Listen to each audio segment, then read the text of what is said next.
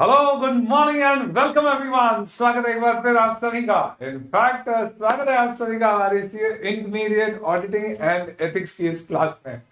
दोस्तों, advance arms के हमारे स्टूडेंट्स को हम कंटिन्यूसली स्वागत करते जा रहे हैं इतने दिनों से। और आज ऑडिट की हमारी क्लास में हमारे ऑडिट में पधारे सारे नए स्टूडेंट्स का इस लाइव बैच में स्वागत है। एंड सबसे पहले अपन बैच का इंट्रोडक्शन देंगे, उससे पहले अपन सब्जेक्ट का इंट्रोडक्शन लेंगे और हमारे नए guest students to be chartered accountants के लिए सबसे पहले मेरा इंट्रोडक्शन लेंगे। तो दोस्तों, CS सार्थक जैन, आपकी faculty for auditing and ethics, paper number 5, one of the most loveliest of the paper. I wish I could have said one of the most scoring paper. But yes, हम इसे बनाएंगे दोस्तों शानदार स्कोरिंग और grip बनाएंगे हमारी इस particular subject पे, because this particular subject with the right approach is something which can give you ट्रेमेंडस great results और आपको दूसरों से बहुत आगे ले जा सकता है। तो CS सार्थक जैन की क्या कहानी है? कुछ खास नहीं दोस्तों। So I completed my chartered accountancy in 2003। 1999 में 12वीं में कुछ ठीक ठाक मार्क्स आ गए, नेशनल मेरिट आ गई, तो अपने को लगा शायद सीए कर लेंगे। अपने से ज्यादा घर वालों को लगा है सीए के लिए। तो समझ नहीं आया क्या करे, तो कुछ और अच्छा था नहीं, तो ऐसे सीए कर लिया। फर्स्ट अटेम्प्ट में फाउंडेशन इंटरमीडिएट फाइनल पास हो गया। 46 all India rank, CA final में लग गई। लग ही गई, किस्मत अच्छी थी, मेहनत करी थी ऐसे तो। और उसके बाद आईटीसी नामक कंपनी में जॉब मिली। आईटीसी सुना होगा आपने, आप प्रोडक्ट्स भी यूज करते होंगे, कुछ क्लासमेट कुछ गोल्ड प्ले। अरे sir, almost 3 years I was in their internal audit department, जिसमें मैंने बहुत सारा कुछ ऑडिट प्रैक्टिकली हैंड्स ऑन किया। तो यहाँ पे हम जो हर चीज पे, बच्चे बोलते हैं, बोले सर आपके एग्जाम्पल एग्जाम में आ जाते हैं। इनफैक्ट एग्जाम्पल से ही सारी चीजें समझ में आ जाती है, गूंजती है। तो बहुत सारे एग्जाम्पल्स हमारे रियल लाइफ एक्सपीरियंसेस के ऊपर बेस्ड है।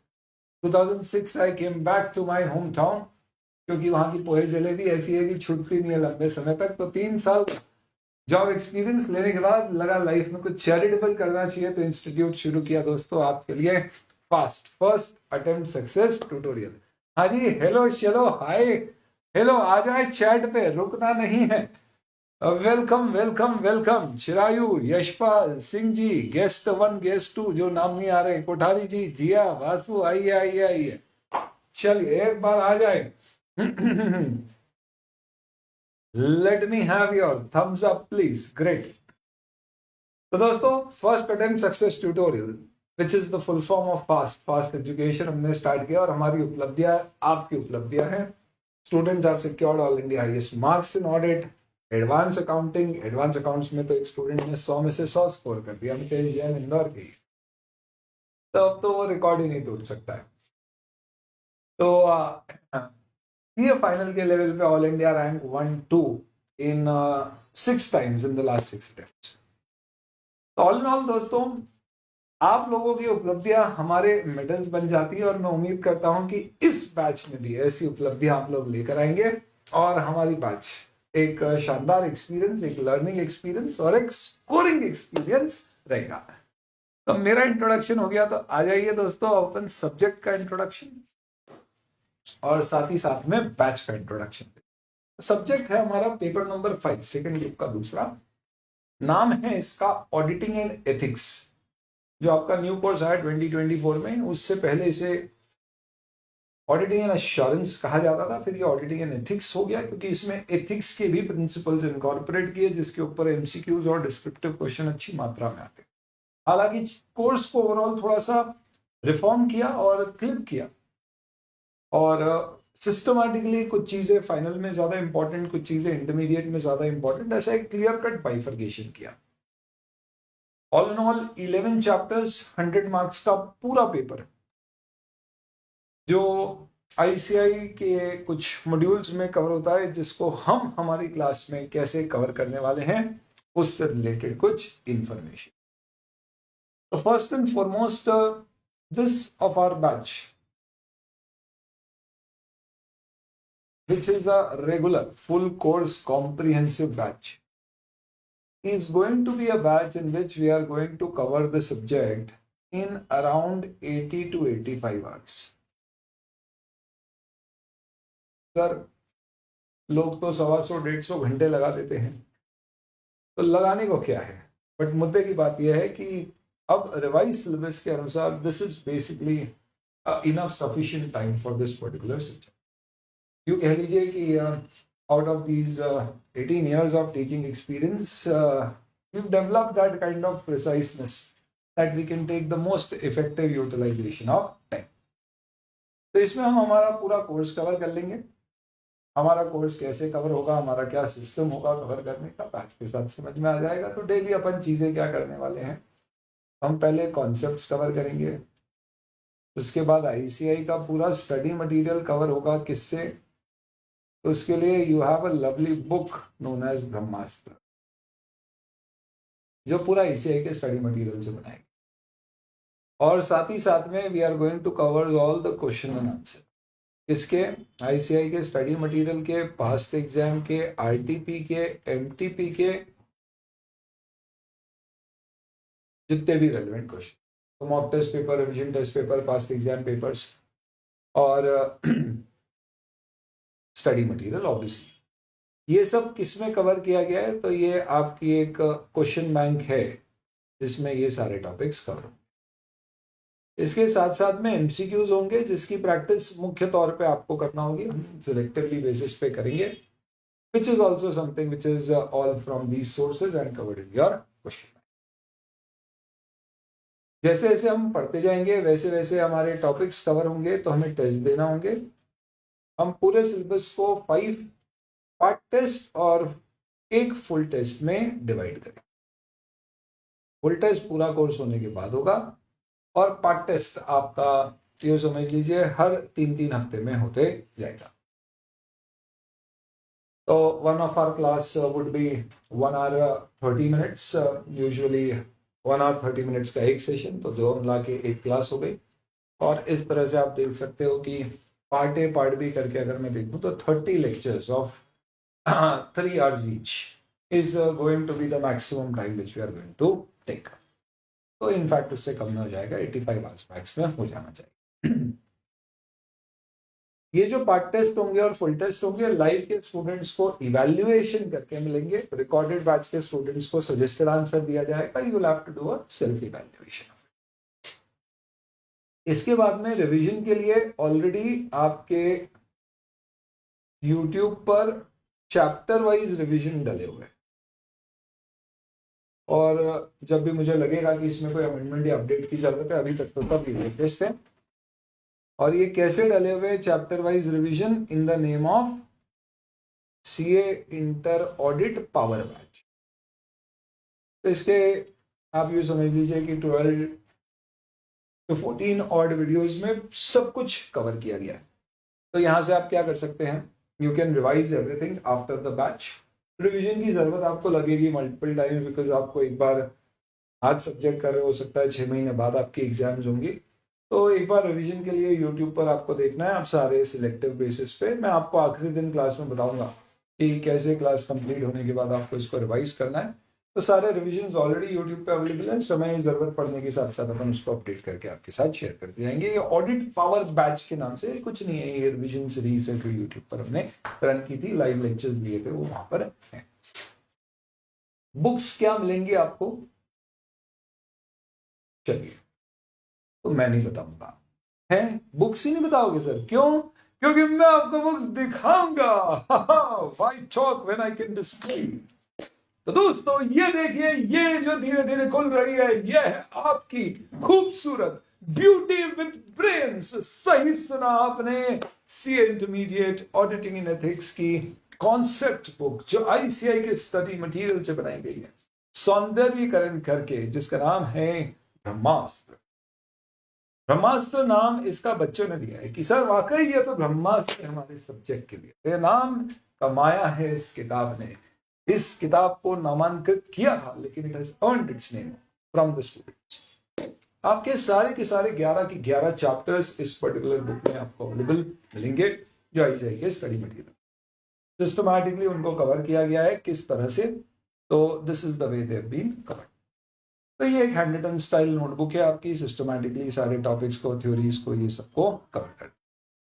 जो आपके लेंदी चैप्टर्स हैं, जो लार्जर बिगर वंस, जिसमें आपको कई जगह क्या होगा, मेमोरी ट्रिक्स और टेक्निक्स लगेंगे या आपको कीवर्ड्स लगेंगे, तो उसमें हमने ये भी किया है आपके लिए कि जैसे नॉर्मली हमने देखा कि यार स्टूडेंट जो ब्रह्मास्त्र से पढ़ता है या स्टडी मटेरियल से पढ़ता है तो वो हर पॉइंट के कीवर्ड साइड में लिख लेता है और उसको रिवाइज करता है। तो ये हमने कीवर्ड टैग्स यहीं पहले से लगा दिया ताकि जब आप रिवाइज करोगे तो आपको ये कीवर्ड टैग्स मिल जाएंगे। तो मस्त आपको उन्हीं उन्हीं पे क्या करना पड़ेगा, फोकस करना पड़ेगा, कहाँ कहाँ जहाँ बहुत सारे लेंदी पॉइंट्स। अदरवाइज कहीं लगा तो चार्ट प्रेजेंटेशन दे दिया, अदरवाइज कहीं पर अगर हमें लगा कि यार यहाँ पे किसी प्रकार का डिजाइन का यूज करना है, कलर कोडिंग यूज करनी है, तो रिस्पेक्टिव जगह पे जहां जैसी जरूरत महसूस हुई वैसे दे दिए गए। कई जगह इस तरह के शॉर्ट फॉर्म्स यूज किए गए हैं। इन सभी शॉर्ट फॉर्म्स को पहली बार डिफाइन किया जाता है, फिर यूज किए जाते हैं। बट स्टूडेंट को प्रॉब्लम ना आए तो इस बार ये भी किया है कि आपको किताब के अंत में शॉर्ट फॉर्म्स की एक समरी भी दे दी। तो ये मैं आपको डे 1 पे बता दूं कि कभी भी आपको कोई शॉर्ट फॉर्म का दिक्कत है तो in the last few pages you have the summary of all the short form used in the book, so that कभी भी आपको कंफ्यूजन आए तो सीधे लास्ट पेज पर जाइए शॉर्ट फॉर्म। ये हमारा डिस्क्रिप्टिव, ये कॉम्प्रिहेंसिवली स्टडी मटेरियल को कवर करता है। इसके अंदर आपका पूरा स्टडी मटेरियल का टेक्स्ट प्रॉपर फॉर्मेटिंग के साथ, colour coding, charts, better presentation with examples and illustrations जहां जरूरी लगे आईसीआई मटेरियल के, वो भी कवर्ड है। यार आवाज आ रही है सबको बराबर? हेलो हेलो हेलो, चलिए शायद अब बेहतर हो जाए। बट रिवीजन के समय कुछ स्टूडेंट्स को लगता है कि सर हमें इसमें कंसाइज चाहिए, या अभी मैं आपको चैप्टर वाइज वेटेज इंपॉर्टेंस बताऊंगा। तो कुछ चैप्टर्स जिनका वेटेज कम होता है उसमें हम इतना थ्योरी कंटेंट कवर नहीं कर पाते, तो इसके लिए what we have done is we have created इसी से ड्रोन चार्ट्स। ड्रोन चार्ट्स में एग्जाम्पल्स हट जाते हैं, ड्रोन चार्ट्स में जो आपके पैराग्राफ्स है वो शॉर्ट सेंटेंसेस में कन्वर्ट हो जाते हैं, ना कि सिर्फ कीवर्ड्स और बुलेट पॉइंट्स। और ये ड्रोन चार्ट्स हैं दोस्तों।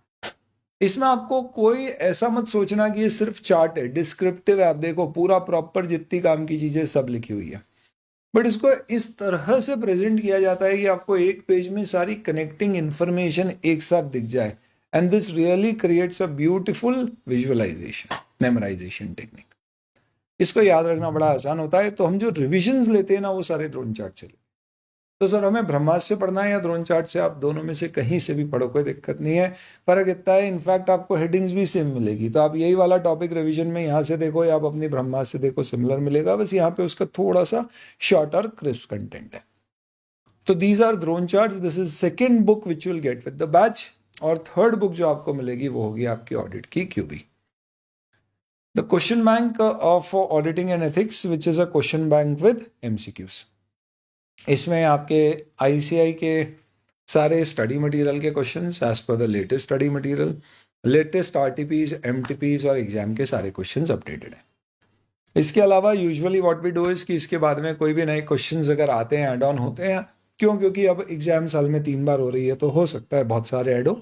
तो अभी मैंने पिछले, अगर मैं 3 अटेम्प्ट की बात करूं तो नॉर्मली आप देखोगे तो आरटीपी, एमटीपी में या पास्ट एग्जाम क्वेश्चंस में यूजुअली यू विल फाइंड कि इन सभी में 2-3 से ज्यादा क्वेश्चंस नए नहीं होते हैं, सब ऑलरेडी एग्जिस्टिंग मटेरियल को ही वापस से दिया जाता है। तो जो भी नए क्वेश्चंस आते हैं वो सारे नए क्वेश्चंस सप्लीमेंट्री क्वेश्चन बैंक के थ्रू आपके साथ शेयर किए जा सकते हैं आफ्टर द बैचेस। या फिर आप सिंपल क्या करो, आरटीपी एमटीपी के प्रिंट निकाल लो। इस पर्टिकुलर किताब में एडिशन में साथ में आपको बताया जाएगा कि आपके पास जब किताब आ रही है उसके एडिशन में कहाँ तक की कवर्ड है। तो उसके बियॉन्ड की आपकी कोई भी अगर आरटीपी एमटीपीज या एग्जाम के इंस्टीट्यूट के क्वेश्चंस आए तो वो आप अलग से प्रिंट निकाल के उसको रेफर कर सकते हो। बाकी आप यूट्यूब पे कनेक्टेड रहो तो आपको information YouTube, I'll just tell you in terms of how will we stay connected, तो ये इन्फॉर्मेशन आपको मिल जाएगी।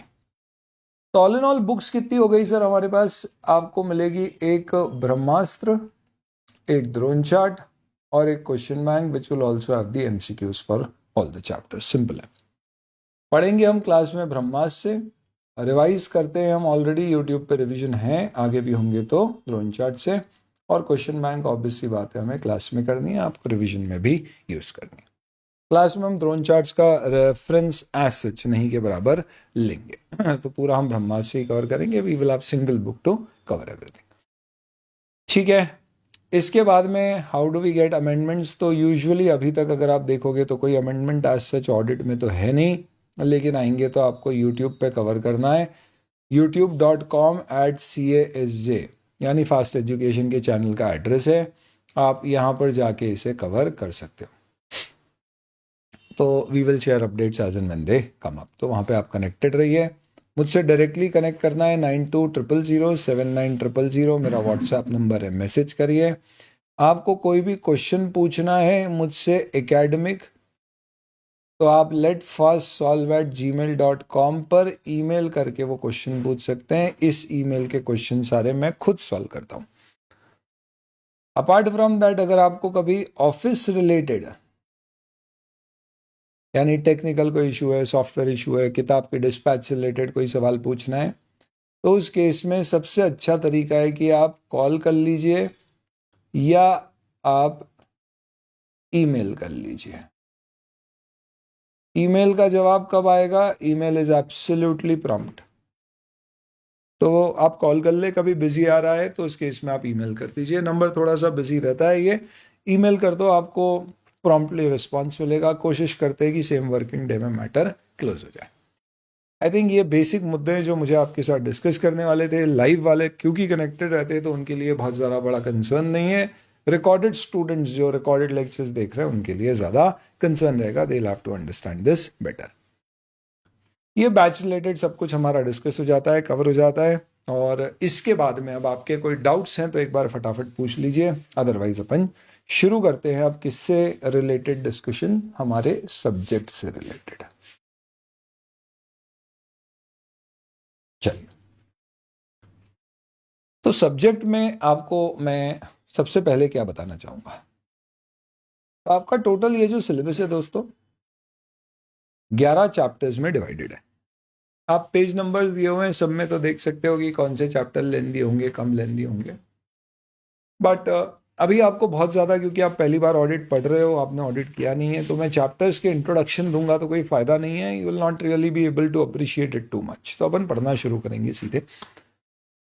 बट मैं आपको ये बता सकता हूं कि वेटेज कौन से चैप्टर का कितना होता है, और ये बताने के लिए मैं आपके साथ मई 24, सितंबर 24 और जनवरी 25 यानी कि एक साल के 3 अटेम्प्ट के, तो ये 3 सेट हमारा ये पूरा हो गया। ये मैं आपके साथ शेयर करता हूं। इससे आपको पेपर पैटर्न और एग्जाम में कौन से चैप्टर का क्या वेटेज है ये समझ में आएगा। किसी ने पूछा है कि हमें एक अलग से कॉपी रखना है। हाँ, कहीं कहीं पर मैं समरीज बनवाऊंगा या कुछ एग्जाम्पल्स की छोटी मोटी नोटिंग करवाऊंगा, वहां पे आपको कॉपी काम में आएगी। तो एक पतला सा रजिस्टर आई थिंक 100 पेज के अंदर अंदर का भी सफिशिएंट होगा। क्वेश्चन आंसर्स की जहां तक प्रैक्टिस है वो टेस्ट के थ्रू हो जाएगी। थोड़ी बहुत राइटिंग प्रैक्टिस हम क्लास में भी करेंगे। थोड़ी बहुत या बहुत, जितनी जरूरी है उतनी पूरी, सफिशिएंट।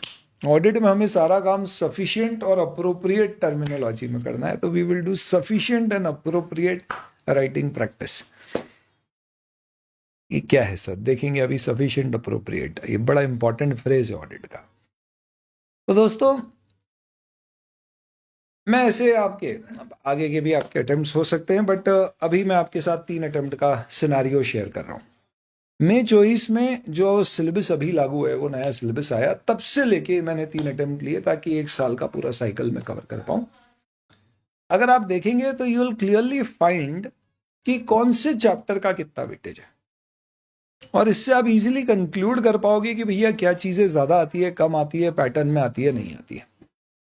जैसे उदाहरण के तौर पे you will find that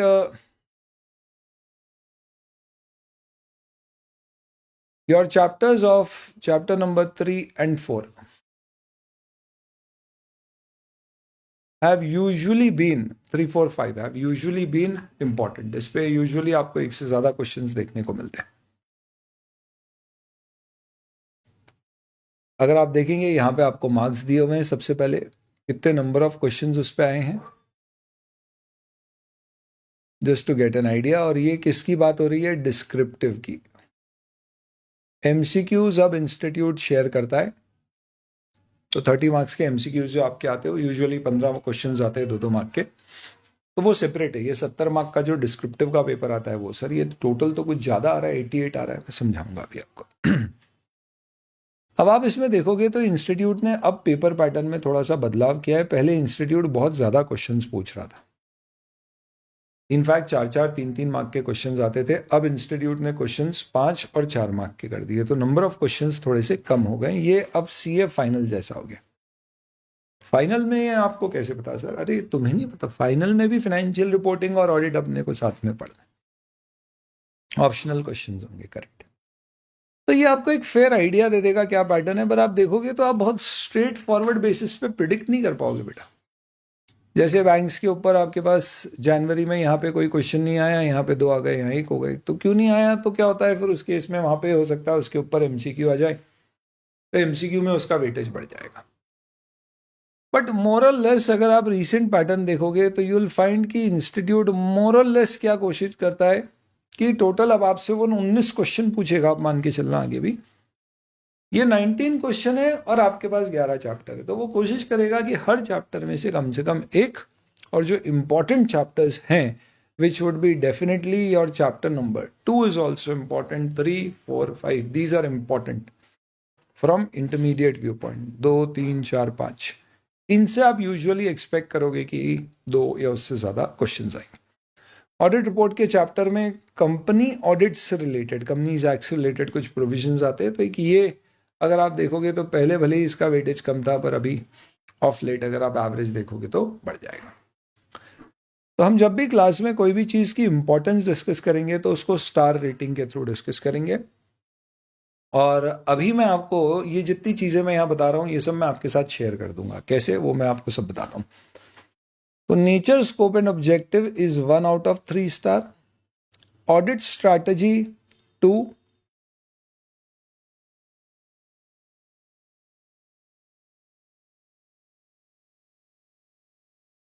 these are 3 star topic. Documentation छोटा सा है पर एक क्वेश्चन आ जाता है तो 2 स्टार ले लो।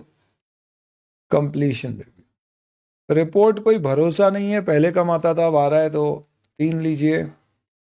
इसके ऊपर 2 स्टार, 2 स्टार, और ये 3 स्टार ले लीजिए। नया टॉपिक है और इसके ऊपर छोटा सा है कंपैरेटिवली, तो क्वेश्चंस ठीक मिलते हैं। ये आपका वेटेज हो गया एग्जाम पॉइंट ऑफ व्यू से, कौन सा चैप्टर आपके लिए based on past experience of descriptive MCQs ज्यादा इंपॉर्टेंट है, कम इंपॉर्टेंट है। ठीक है, ये भी मैं आपके साथ शेयर कर दूंगा पूरा वेटेज, और ये अटेम्प्ट टू अटेम्प्ट अपडेट होते जाएगा, मैं आपको बताते जाऊंगा।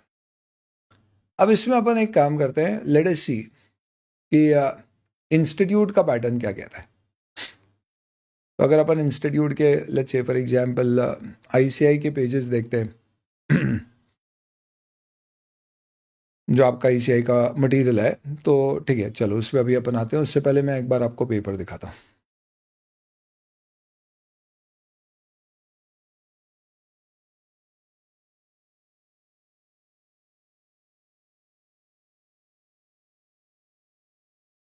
चलो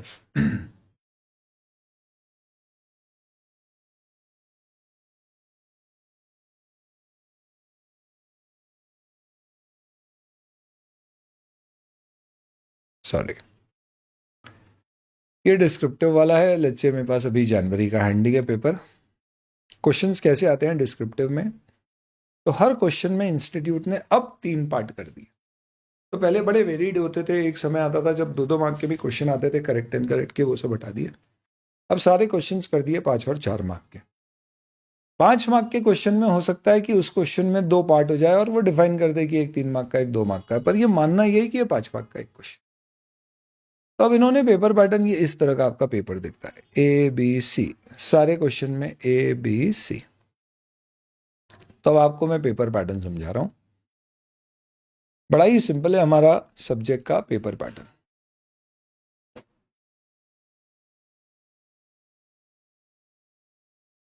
टोटल एग्जाम में आपको 6 क्वेश्चंस करने को आएंगे बेटा।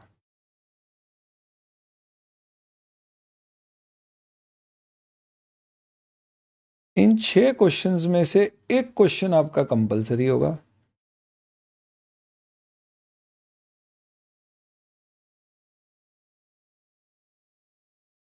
और एक क्वेश्चन आपका ऑप्शनल होगा।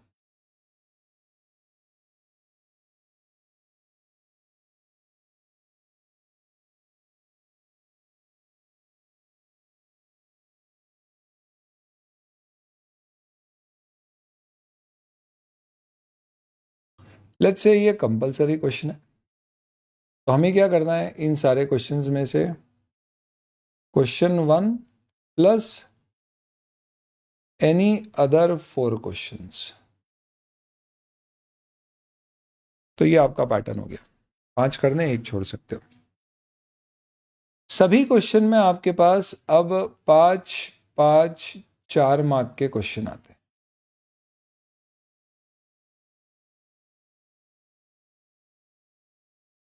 यानी every question will have 3 parts. Lowest weightage would be of 4 marks and highest would be of 5 marks. तो बहुत ज़्यादा बड़े बड़े क्वेश्चंस नहीं आने। प्लस एक आखिरी क्वेश्चन में क्या होता है, इंटरनल चॉइस आती है, ईदर और, ये या वो कर लो। तो टोटल एक क्वेश्चन हो गया आपका 14 मार्क का, इंटू 6 हो गए आपके 84 मार्क्स, और एक इंटरनल चॉइस 8 मार्क की आ गई, तो 88 मार्क्स का पेपर। कौन से क्वेश्चंस कंपलसरी में आते हैं, तो इसका कोई फिक्स पैटर्न नहीं है, कुछ भी आ सकता है, बट ये आपका 70 मार्क्स का डिस्क्रिप्टिव पोर्शन। जो आपका 30 मार्क्स का एमसीक्यू वाला पोर्शन होता है, इसमें यूजुअली आपको 2-2 मार्क के 15 क्वेश्चंस मिलेंगे, पर ऐसा कोई फिक्स नहीं है। इसमें कुछ क्वेश्चंस इंटीग्रेटेड होते हैं, यानी एक पैराग्राफ होता है जिसके ऊपर मल्टीपल क्वेश्चंस होते हैं, और कुछ इंडिविजुअल एमसीक्यूज होते हैं, यानी कि कोई एक पैराग्राफ के ऊपर बेस्ड 4-5 क्वेश्चन की बजाय वो एक इंडिविजुअल क्वेश्चन है अपने आप में। इसका कोई भी स्प्लिट हो सकता है। इंस्टीट्यूट एमसीक्यूज में कोई इंटरनल चॉइस नहीं देता है, यानी जो है आपको सारे अटेम्प्ट करने हैं, क्योंकि नेगेटिव मार्किंग नहीं है तो आप सभी अटेम्प्ट करोगे। ये आपका सब्जेक्ट पैटर्न है। तो ऑल इन ऑल जो इंपॉर्टेंट चीज है वो समझने की है कि अब आपको टोटल 19 क्वेश्चंस एग्जाम में पूछे जाएंगे, और आपको टोटल कितने डिस्क्रिप्टिव क्वेश्चंस करना है। You have to basically attempt 15 questions to be attempted of 5 mark plus 5 mark plus 4 mark के सेट में।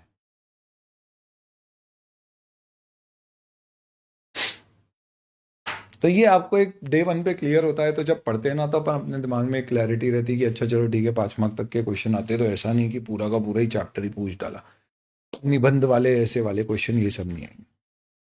क्वेश्चंस कैसे आते हैं सर, डायरेक्ट आते हैं या घुमा फिरा के आते हैं, तो it's a mix, paper is a mix. Normally आप ये ले लेना कि आपका बहुत ही इंपॉर्टेंट चीज मैं आपको बता रहा हूं, आपका जो इंस्टीट्यूट पेपर का पैटर्न सेट करता है, मेरे इतने साल के अनुभव से मैं आपको बता रहा हूं, ये इंस्टीट्यूट की कहीं पे लिखी हुई गाइडलाइन नहीं है, पर इंस्टीट्यूट इसको फॉलो करता है। तो अगर आपका 100% पेपर है जो आपको सॉल्व करना है, तो आप देखना कि उसमें इंस्टीट्यूट 10 to 20% क्वेश्चन जो रखेगा वो डिफिकल्ट रखेगा, जिसको पढ़ के आपको लगेगा और बाप रे तोते उड़ गए। और ये मेंटल गेम है, आपको ये आइडेंटिफाई करना है, अगर ये ऑप्शनल में है तो छोड़ना है। 20-30% आपका पेपर मॉडरेट डिफिकल्टी लेवल का होता है,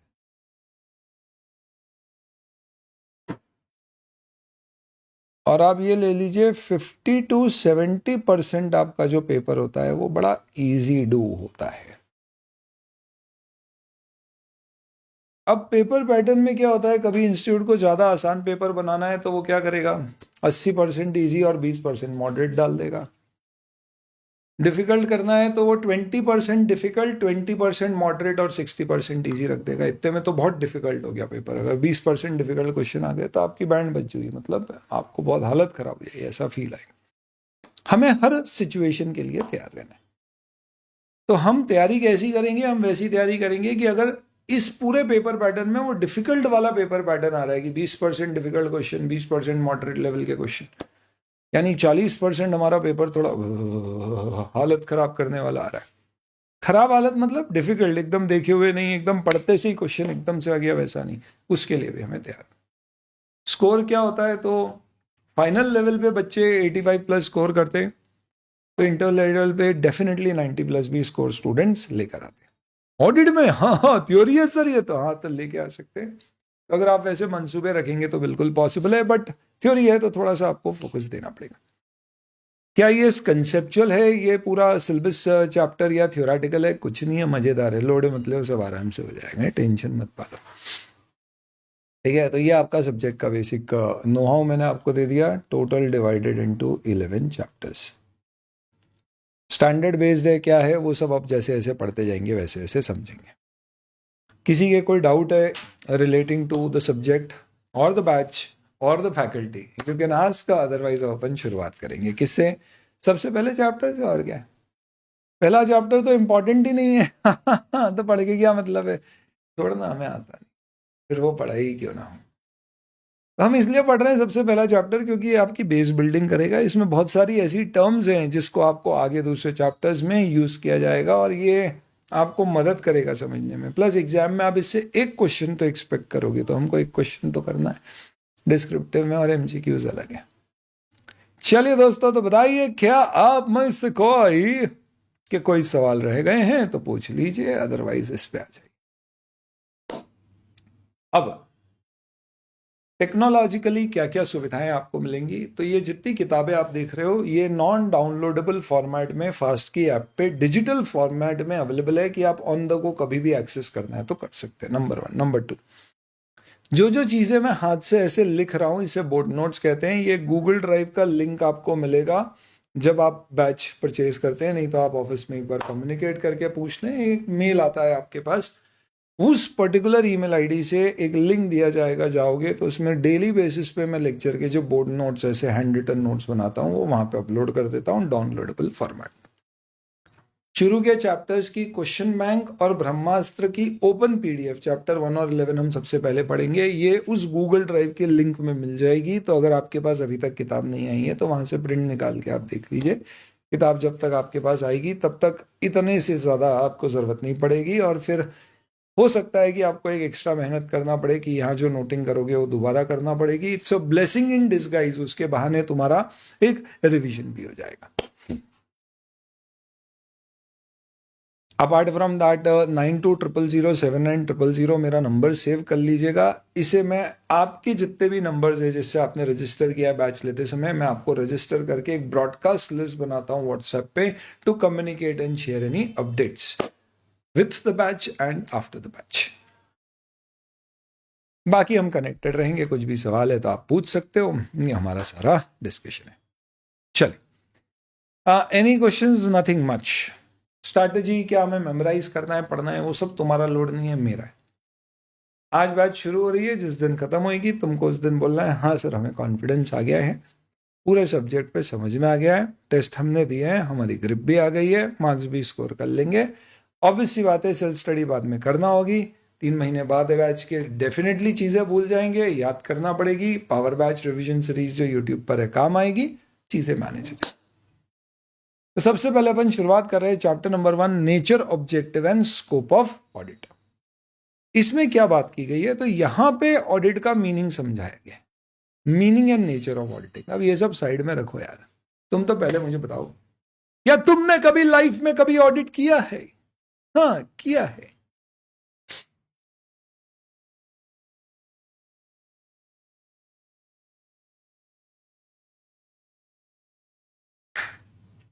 चलिए,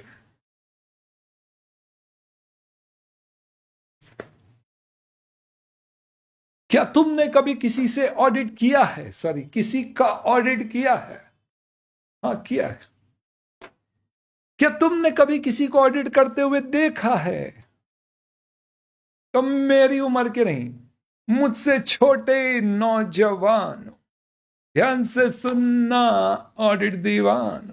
हम नहीं, आज ऑडिट समझना और सीखना है, उससे पहले हम समझेंगे रियल लाइफ ऑडिट, यानी ऑडिट का मतलब क्या होता है एग्जाम के लिए, उससे पहले बताएं।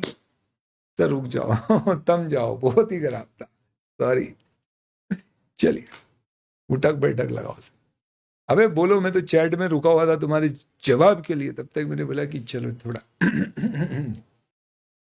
फनकार की कला सिखाते तुमको। कहानी ऐसी है दोस्तों कि आपने रियल लाइफ में कोई भी चीज अगर क्रॉस चेक करी है, एक तरह का ऑडिट है। जैसे आप सीए कर रहे हो, आप देखना, आप रेस्टोरेंट में खाना खाने जाओगे तो आपके घर वाले आपको बोलेंगे ये बिल चेक कर। वो बिल आएगा होटल का, और आप जब चेक करोगे और आप देखोगे कितनी रोटी खाई, कितने सूप लिए, कितने साइड डिश ऑर्डर करी, ओ इसने तो ऑनियन सलाद के भी पैसे लगा दिए, खराब होटल है। अरे एक सूप हमने कैंसिल किया था, इसने उसको बिल तो नहीं कर दिया। जैसे जैसे आपकी डायरेक्ट टैक्स इनडायरेक्ट टैक्स की क्लास होगी, फिर आप उसमें जीएसटी भी चेक करना शुरू कर दोगे। ओ जीएसटी नहीं लगाया है, कॉम्पोजिशन डीलर है, लिखा नहीं है इसने we are covered under composition scheme. तो दोस्तों इसका मतलब क्या है? आप जब वो बिल वेरीफाई कर रहे हो तो आप क्या कर रहे हो, ये जस्ट क्रॉस चेकिंग, भैया उसने कोई गलत बिलिंग तो नहीं कर दी है, पैसे ज्यादा तो नहीं ले रहे। तो प्रणाली ऑडिट का मतलब क्या है? It is a cross checking. अब सर ऐसे क्रॉस चेकिंग तो बहुत सारी चीज़ों की हो सकती है, जैसे इंस्टीट्यूट भी चेक कर सकता है कि हम बच्चों की कॉपियाँ ढंग से चेक हो रही है या नहीं। हाँ, तो वो भी एक तरह का चेकिंग ही है, क्रॉस चेकिंग है। वो किसका ऑडिट हुआ? वो अपनी कॉपी चेकिंग प्रोसेस का ऑडिट कर रहे हैं। कई बार आपने देखा होगा, जैसे ये रियलिटी शोज होते हैं, जैसे अभी आपने मेरा गाना सुना तो हो सकता है आपको लगे कि सर को रिकमेंड करते सर इंडियन आइडल में जाइए। वो तो सम्मान में बच्चे बोल रहे, लिख दिया भाई ने मत गाओ से। तो जब होता है ना उनमें कई वोटिंग बेस्ड सिलेक्शंस होते हैं, जिसको सबसे ज्यादा वोट मिलेंगे उसको सिलेक्ट किया जाएगा, तो उन वोट्स का भी ऑडिट कराया जाता है, किसको कितने वोट मिले। आप देखना आखिरी में उनमें कई बार लिखा हुआ भी आता है रिजल्ट्स ऑडिटेड बाय केपीएमजी। और कुछ कोचिंग सेंटर्स होते हैं जो अपने रिजल्ट्स का ऑडिट करा लेते हैं कि these are audited and then published. यानी रियल लाइफ में कोई भी चीज को अगर आप अटेस्ट करा रहे हो, क्या शब्द यूज किया सब लिखवाऊंगा अभी, आप सिर्फ समझिए। अटेस्ट यानी कि प्रमाणित करा रहे हैं, यानी कि आप सर्टिफाई करवा रहे हो, यानी बोल रहे हो कि भैया ये सही है, तो वो एक तरह का ऑडिट हो सकता है। बट हम हर तरह के ऑडिट की बात नहीं कर रहे। हमें कौन से ऑडिट डिस्कस करना है दोस्त? We are only talking about audit of financial statements. Financial statement का मतलब क्या है? जैसे कंपनी का उदाहरण लेते हैं। ऐसा नहीं कि सिर्फ कंपनी का ही ऑडिट होता है, पर एक एग्जाम्पल लेते हैं। आप बताइए आज जोमैटो के फाइनेंशियल स्टेटमेंट्स का अगर ऑडिट होगा तो बताइए उसमें पैसा किसका लगा है? ऐसे दीपिंदर गोयल का, अरे भाई उसका तो लगा था, लगा है, पर अब जनता का भी लगा है, बहुत सारे इन्वेस्टर्स का लगा है, लिस्टेड कंपनी। तो अगर आप शेयर होल्डर है तो आपका भी पैसा लगा हुआ है। लेकिन उस कंपनी में क्या खर्चे होंगे, कहां इन्वेस्टमेंट्स करेंगे, क्या असेट्स एक्वायर करेंगे, ये सारे डिसीजन कौन ले रहा है? मैनेजमेंट। तो आपने अगर कंपनी लॉ पढ़ा होगा तो कंपनी लॉ का एक लॉजिक बनता है कि भाई क्योंकि कंपनी के केस में पैसा किसी और का है और उसे मैनेज कोई और कर रहा है, तो पैसा है किसी और का, तुझे लगाता कोई और है। तो शेयर होल्डर का पैसा है, मैनेज कर रहा है कौन? Board of directors, management. तो शेयर होल्डर जानना चाहेंगे कि भैया मेरे पैसे का हुआ क्या, साल भर में किया क्या तुमने, और इस पर्टिकुलर रीजन से क्या होगा? मैनेजमेंट बोलेंगे अच्छा रुको, साल भर में हमने क्या खर्चे किए, क्या इनकम कमाई, क्या प्रॉफिट हुए, क्या असेट लाइबिलिटी की पोजीशन है, क्या कैश फ्लोज हुए, ये सब के हम आपको स्टेटमेंट बना के साल के अंत में प्रेजेंट कर देंगे। इनफैक्ट हमें हर साल आप लोगों से 3-4 चीज़ों पे बात करनी है, जैसे कि पहला, फाइनेंशियल स्टेटमेंट आपको देखने हैं, डायरेक्टर्स को रीअपॉइंट करना है, डिविडेंड देना है नहीं देना है, ऐसी कुछ डिसीजन लेने हैं। तो चलो साल में एक बार हम एक आम सभा कर लेंगे, वार्षिक आम सभा, एनुअल जनरल मीटिंग, जिसमें आपको बुला के हम हमारे फाइनेंशियल स्टेटमेंट्स दे देंगे। तो आपको मालूम पड़ जाएगा साल भर हमने कंपनी ने क्या इनकम एक्सपेंस किया, प्रॉफिट कमाया, asset liability position, cash flow, सब कुछ, और दूसरे भी काम कर लेंगे। अब सवाल ये उठता है कि ये जो फाइनेंशियल स्टेटमेंट है, बैलेंस शीट, P&L, ये कौन बना रहा है? ये बनाता कौन है? ध्यान रखना, ये ऑडिटर नहीं बनाता। सीए अगर बना भी रहा है तो कौन बना रहा है? जो उस कंपनी का एम्प्लॉय है, यानी कंपनी खुद बना रही है, मैनेजमेंट बना रहा है, उसकी जिम्मेदारी, उस पर साइन डायरेक्टर करता है। तो कंपनी के फाइनेंशियल स्टेटमेंट्स बनाए किसने? डायरेक्टर ने।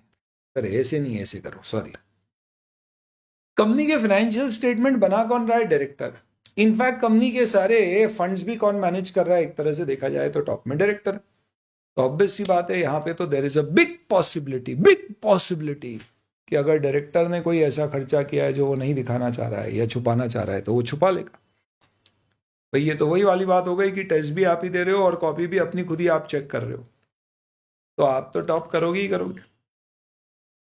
तो जैसे स्कूल में क्या होता था भैया, 9वीं और 11वीं के एग्जाम में फिर भी जुगाड़ हो जाता था टीचर के हिसाब से, अपने घर में कॉपी चेक होती थी, पर 10वीं और 12वीं में क्या होता था? बोर्ड्स, कॉपी चेक बाहर होती थी, पेपर बाहर से आता था। तो क्या होता था, वो एक इंडिपेंडेंट एग्जामिनेशन कंडक्ट कराई जाती थी, और वो इंडिपेंडेंट एग्जामिनेशन का बेनिफिट ये होता था कि हमें मालूम है भैया, हमें सब कुछ प्रॉपरली पढ़ना पड़ेगा, क्योंकि कुछ भी आ सकता है जो सिलेबस में दिया गया है, ना कि सिर्फ वो जो हमारे टीचर ने हमें बोलाया आएगा या पढ़ाया। तो सेम इस लॉजिक से हम भी चाहेंगे, हम यानी शेयर होल्डर, कि हमारे पैसे जिसको हमने दिए यानी कि मैनेजमेंट को, उसने जहां जहां खर्चे हैं और उसके जो फाइनेंशियल्स बनाए, वो किसी से इसे चेक करवा ले, कोई उसे इंडिपेंडेंटली एग्जामिन कर ले, और एग्जामिन करके वो बता दे कि भैया ये फाइनेंशियल स्टेटमेंट जो बनाए गए ये सही है या नहीं, और अपनी एक रिपोर्ट लगा दे कि भैया हमने चेक किया फाइनेंशियल स्टेटमेंट, ये गलतियां छोड़ के सब सही है, या सब सही है, या क्या चेक किया क्या नहीं किया, ऐसा कुछ बता दे हमको प्रॉपरली। तो क्या होगा, जब हम एनुअल जनरल मीटिंग में आएंगे तो हमें फाइनेंशियल स्टेटमेंट के साथ अगर एक ऐसी रिपोर्ट मिल गई, वो भी कोई एक ऐसे व्यक्ति के साथ जो कॉम्पिटेंट है चेक करने के लिए और इंडिपेंडेंट है, स्वतंत्र है, मैनेजमेंट का एम्प्लॉय नहीं, आदमी नहीं। सार्थक सर आईटीसी में जॉब कर रहे हैं, इंटरनल ऑडिट डिपार्टमेंट में, उनसे फाइनेंशियल स्टेटमेंट बनवा के आप हमें दोगे, शेयर होल्डर बोल रहे हैं, तो हमें मान्य नहीं है, क्योंकि वो भी आपके एम्प्लॉय हैं, आप उनको जो बोलोगे वो वैसा करेंगे। हम तो चाहते हैं कि कोई बाहर की सीए फर्म, दूसरी सीए फर्म हो, जैसे कि अर्न्स्ट एंड यंग, KPMG, या कोई इंडियन फर्म्स, कोई भी ऐसी फर्म आके उसका ऑडिट कर दे बढ़िया, और रिपोर्ट में लिख दे सही है या नहीं, तो हम इस पे रिलाई कर लें। तो इसके लिए दोस्तों, फाइनेंशियल स्टेटमेंट जहां जहां बनते हैं वहां वहां पर हो सकता है कि ऑडिट की जरूरत हो। आइडियली तो जहां भी फाइनेंशियल स्टेटमेंट बन रहे हैं ऑडिट जरूरी होना चाहिए, पर आज भी भारत में ऐसा नहीं है।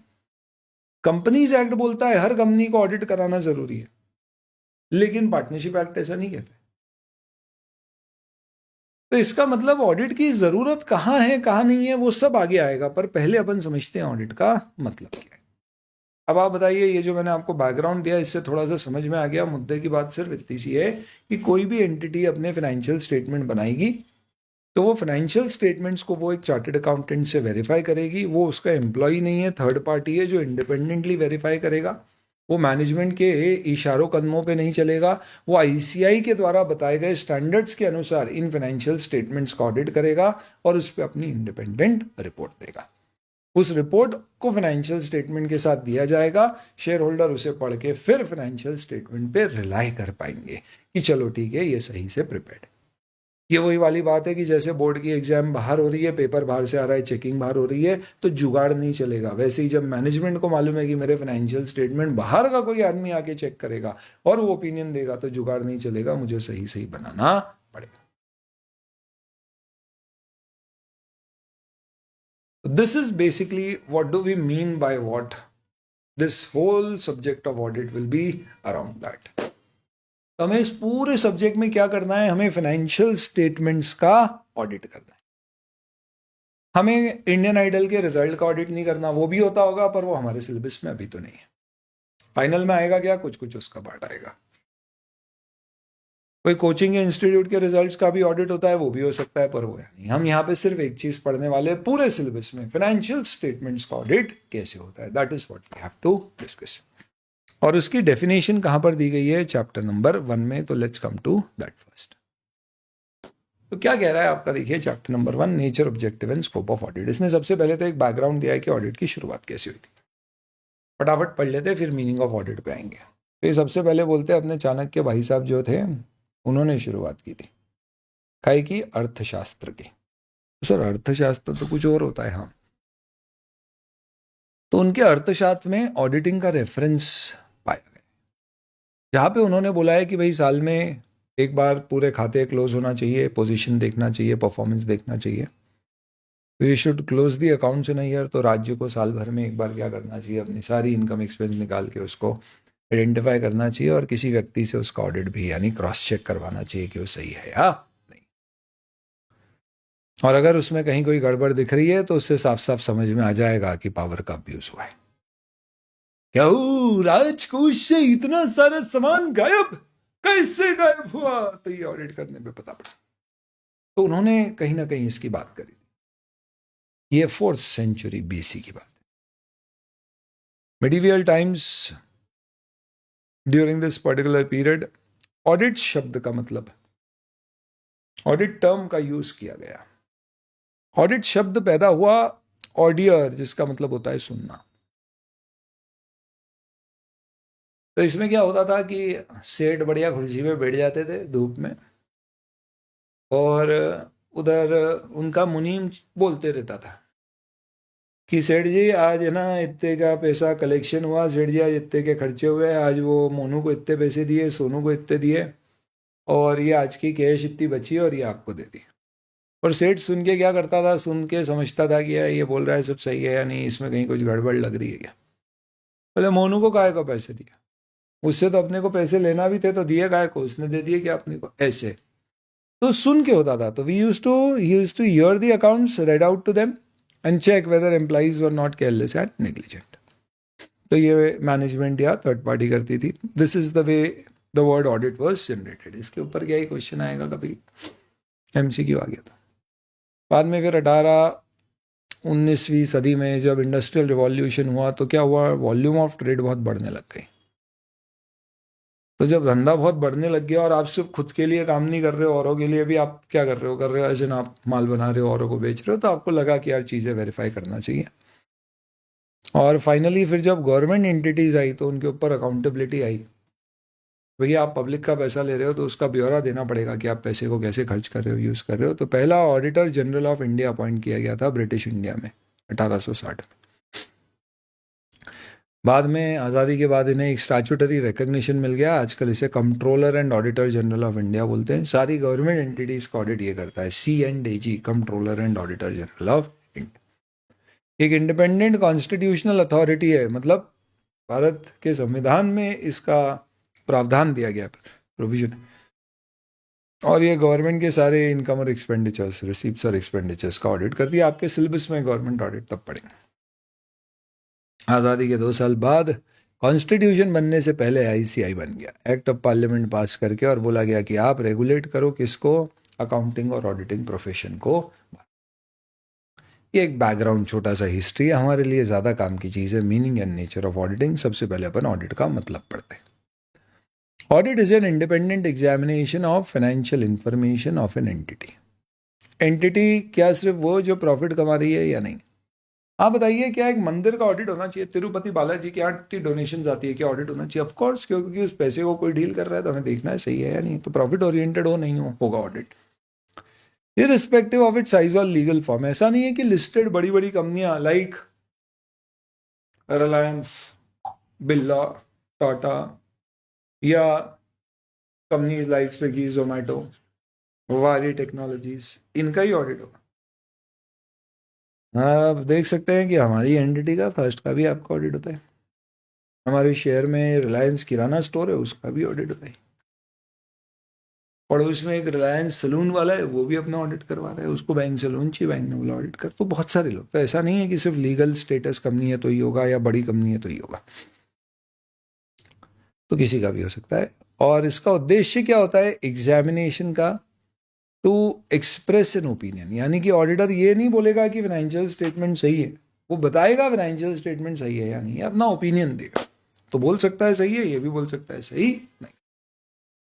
अब आपको ये पूरी डेफिनेशन का एनालिसिस करना है। ये एनालिसिस यहाँ पे ऐसे दिया गया है, बट मैं अभी, क्योंकि अभी एकदम शुरुआती दौर है, मैं इनफैक्ट चाहूँगा आपके साथ थोड़ा सा डिस्कशन फॉर द मोमेंट कैसे करने के लिए। Basically to first start with our discussion of audit by giving a little more time on understanding these terms. तो आप ये समझ लो कि कुछ समय के लिए अपन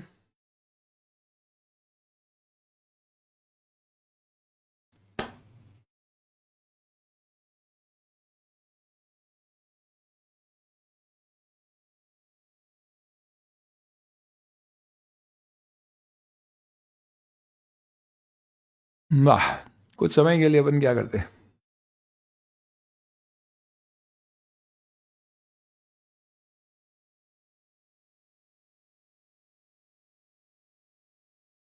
instead of simply going through what is given in the ब्रह्मास्त्र, थोड़ा सा इसको समझने की कोशिश करते हैं सारी।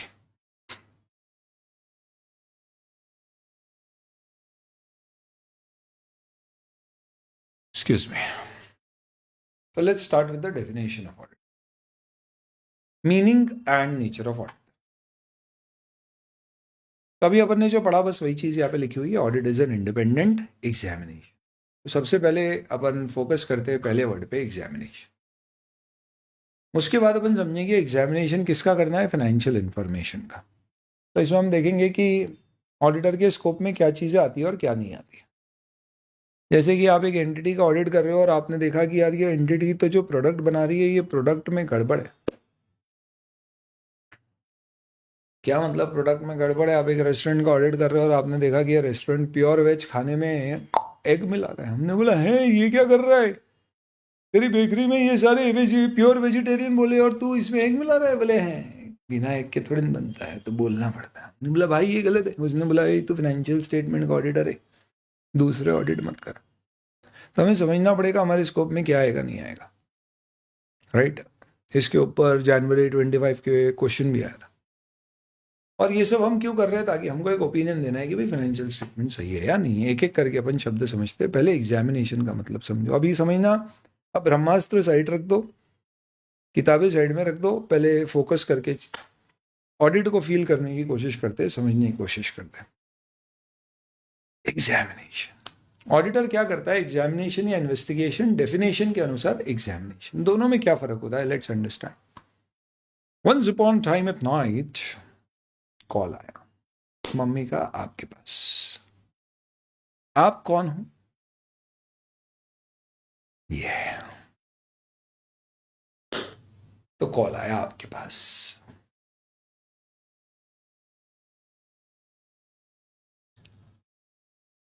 और उन्होंने कॉल किया और कहा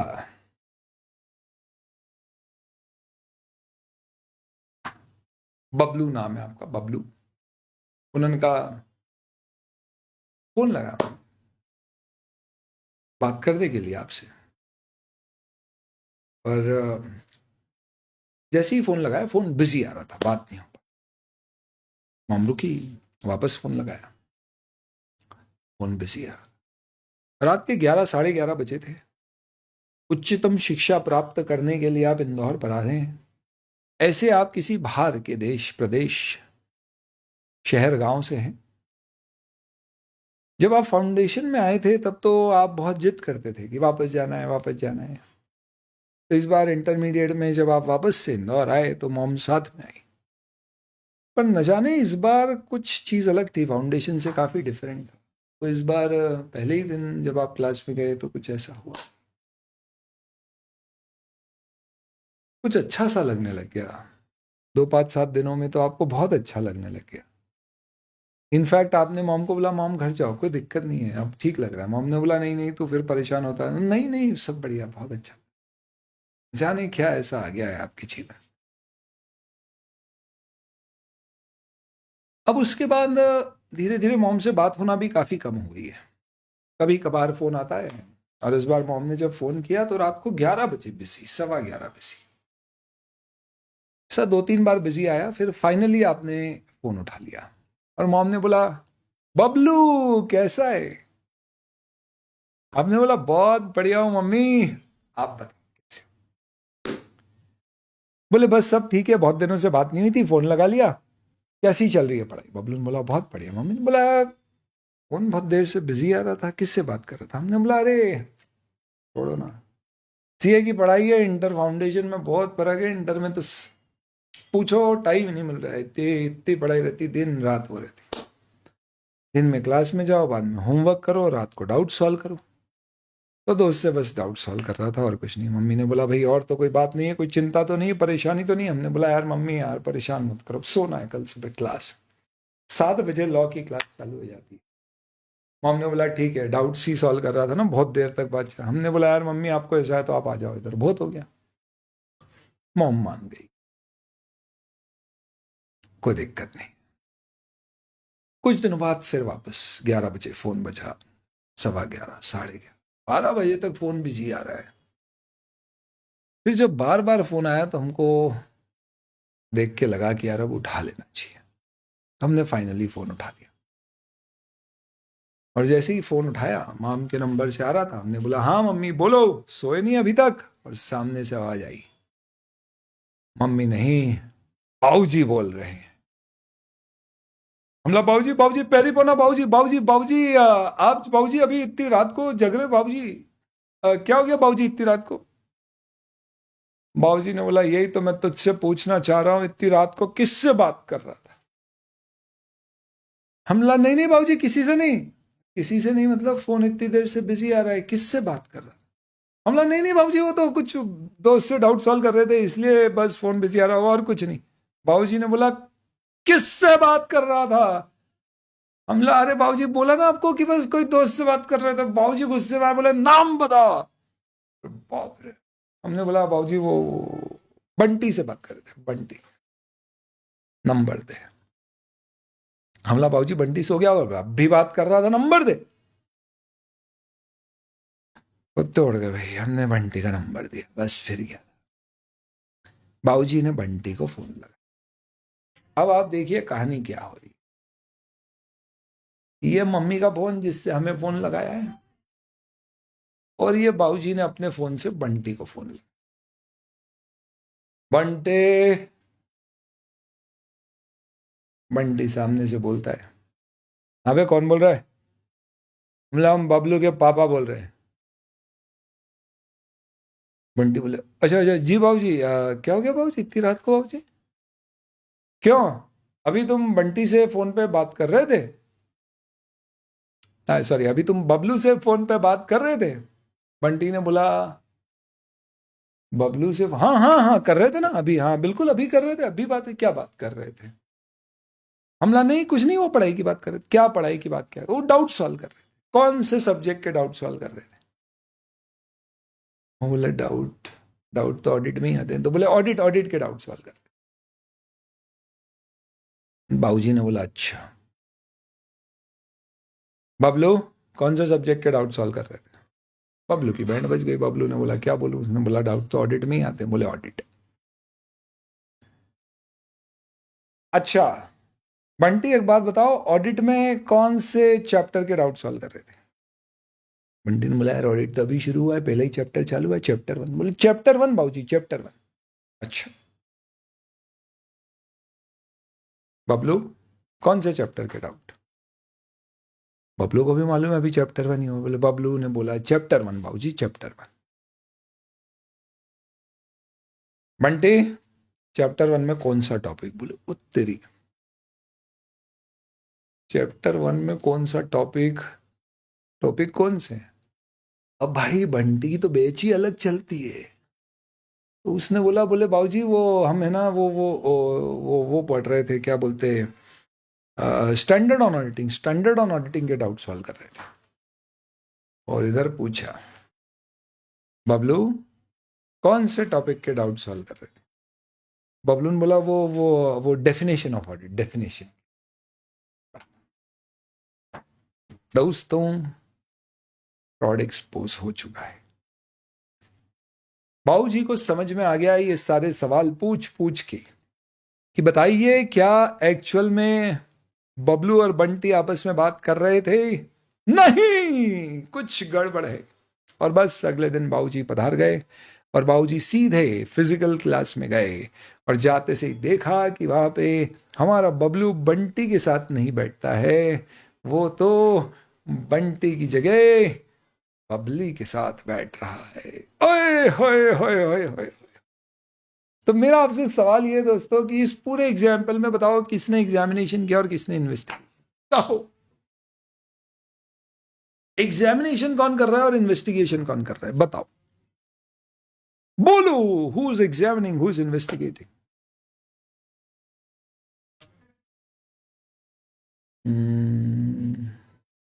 एग्जामिनेशन कौन कर रहा है? सर मॉम एग्जामिनेशन कर रहे हैं। और इन्वेस्टिगेशन कौन कर रहा है? सर डैड इन्वेस्टिगेशन कर रहे हैं। तो ऑडिटर को क्या करना चाहिए? सर उसे एग्जामिनेशन करना चाहिए। तो अगर आप मॉम जैसा ममतामयी ऑडिट करोगे तो क्या आपको लगता है कि आप कभी भी कोई गलती पकड़ पाओगे? सर ये तो मुश्किल नहीं पकड़ पाएंगे। तो ऐसा ऑडिट करने से क्या मतलब कि गलतियां ही पकड़ में ना आए। तो दोस्तों अगर मैं ये कह दूं कि ऑडिटर एग्जामिनेशन करता है तो इससे आपको एक समझ में आ जाएगी चीज कि ऑडिटर बहुत ही बेसिक लेवल की चीजें चेक कर रहा है, ज्यादा गहराई में नहीं जा रहा है, मान रहा है मैनेजमेंट जो भी बोल रहा है, झूठ को भी सच मान रहा है। ये सही नहीं है। पर अगर इन्वेस्टिगेशन की बात करें बाबूजी जैसे, तो ऐसे चिल्ला चिल्ला के डरा डरा के धमका धमका के सामने पे फोन लेके, ऐसा मतलब थर्ड डिग्री वाला भी काम नहीं है। तो दोस्तों ऑडिटर जो फॉलो करता है उसे क्या कहते हैं? तो आगे अपन जब स्टैंडर्ड्स पढ़ेंगे तो आपके सामने ये शब्द आएगा, प्रोफेशनल स्केप्टिसिज्म। स्केप्टिसिज्म का मतलब होता है डाउट, प्रोफेशनल स्केप्टिज्म मतलब प्रोफेशनल लेवल का डाउट करने की सोच के साथ एग्जामिनेशन। अभी आपको शब्द नहीं समझना है, ये आगे पूरे डिटेल में डिस्कस होंगे कोर्स में आपके। पहले मैं आपको बेसिक लेवल पे समझा दूं कि एक ऑडिटर क्या चेक करता है, क्या गहराई में जाता है, क्या स्टेज तक काम करता है। आपको कहा गया है कि भाई आपको करना एग्जामिनेशन है, बट एग्जामिनेशन कैसा करना है? प्रोफेशनल स्केप्टिज्म जो क्या कहती है? ये कहती है कि नंबर वन, आप सारी चीजों को क्रॉस चेक करोगे, किसी भी चीज को आप एज इट इज मान नहीं लोगे, एक्सेप्ट नहीं कर लो। बिना क्रॉस चेक किए आप ये नहीं बोलोगे कि ये सही है। तो जैसे हम मैनेजमेंट या लेट्स से फॉर एग्जांपल कोई कंपनी का फाइनेंशियल स्टेटमेंट का ऑडिट, अब हम फाइनेंशियल स्टेटमेंट का ऑडिट कर रहे हैं तो हम ऐसा नहीं है कि जो मैनेजमेंट बोलेगा हम उसकी बात मान लेंगे, एक्सेप्ट कर लेंगे। तो उदाहरण के तौर पे हम लेट्स से फॉर एग्जांपल, कौन सी एंटिटी का ऑडिट करने की इच्छा है तुम्हारी? चलो नाम लो, कोई भी कंपनी का नाम बोलो जिसका ऑडिट तुम कैसे होगा जानना चाहते हो।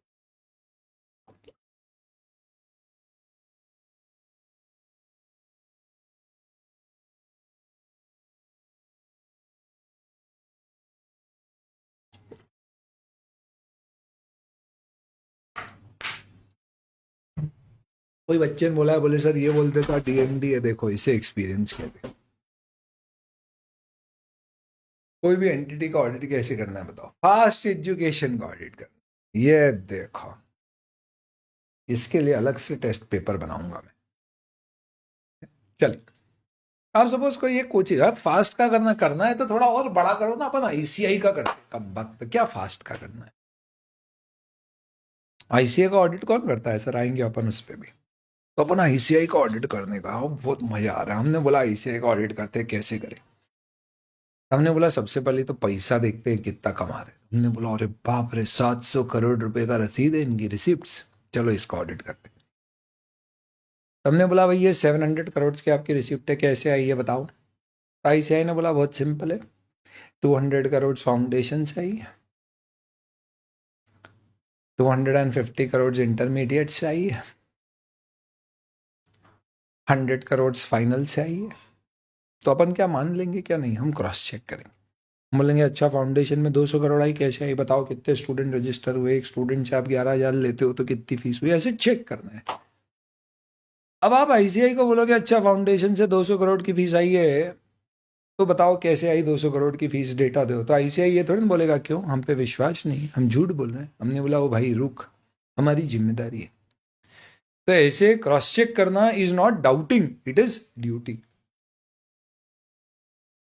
भाई आप डॉक्टर के यहाँ जाते हो और डॉक्टर को बोलते हो कि सर दुख रहा है, तो डॉक्टर क्या बोलता है, भाई अच्छा ठीक है एक काम करो जरा लेट जाओ, बीपी चेक करेंगे।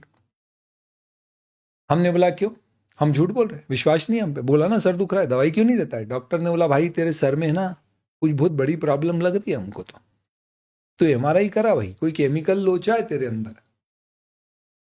वो बोलेगा मैं ऐसे दवाई नहीं दे सकता कि तूने बोला सर दुख रहा है मैंने दवाई दे दी, मैं मेरा चेक करूंगा। क्यों, क्योंकि मेरी प्रोफेशनल ड्यूटी है। सर दुखने के बहुत सारे कारण होते हैं, आंखों का नंबर का बढ़ना, ब्लड प्रेशर का बढ़ जाना, ऐसा भी हो सकता है कि तुम्हें कोई मेजर बीमारी हो रही है जो तुम्हारी आंखों में हमें दिखेगी। हमने बोला भाई रुक जा, डरा मत, लेट जाते। तो ये उसकी ड्यूटी है, ये चेक करेगा, चेक करके फिर क्या करेगा, आपको उसको डायग्नोसिस करके उसको उपचार करेगा। तो सबसे पहली चीज हमें सारी चीजें क्रॉस एग्जामिन करना है। तो मम्मी ने पूछा और हमने मान लिया, जो बोला हमने मम्मी ने मान लिया, गलत नहीं, क्रॉस चेक करना चाहिए। लेकिन जब आप चीजें क्रॉस चेक करते हो तो आप एक चीज ध्यान रखो, आप ये मान के चेक नहीं करते कि सामने वाला झूठा फरेबी फ्रॉड बदमाश है। ऐसा पुलिसमैन करते। तो डॉक्टर के पास गए और आपने उसको बोला कि सर दुख रहा है, तो ये नहीं बोले अच्छा रात को ज्यादा हो गई थी। हमने बोला यार कैसा ढिलवा आदमी है भाई, हो कुछ नहीं, ऐसा सीए के बच्चे हम, बस सीए का बच्चा है कोई, आपको क्या लगता है अमूल कूल के पैसे नहीं हमारे पास ड्रिंक करेंगे, हमारे कोई शौक नहीं है इस तरह के क्या कम वक्त तो कोई शौक ही नहीं बचे सीए कर करके। सीए का बच्चा ऑलवेज मेंटली फ्रस्ट्रेटेड है,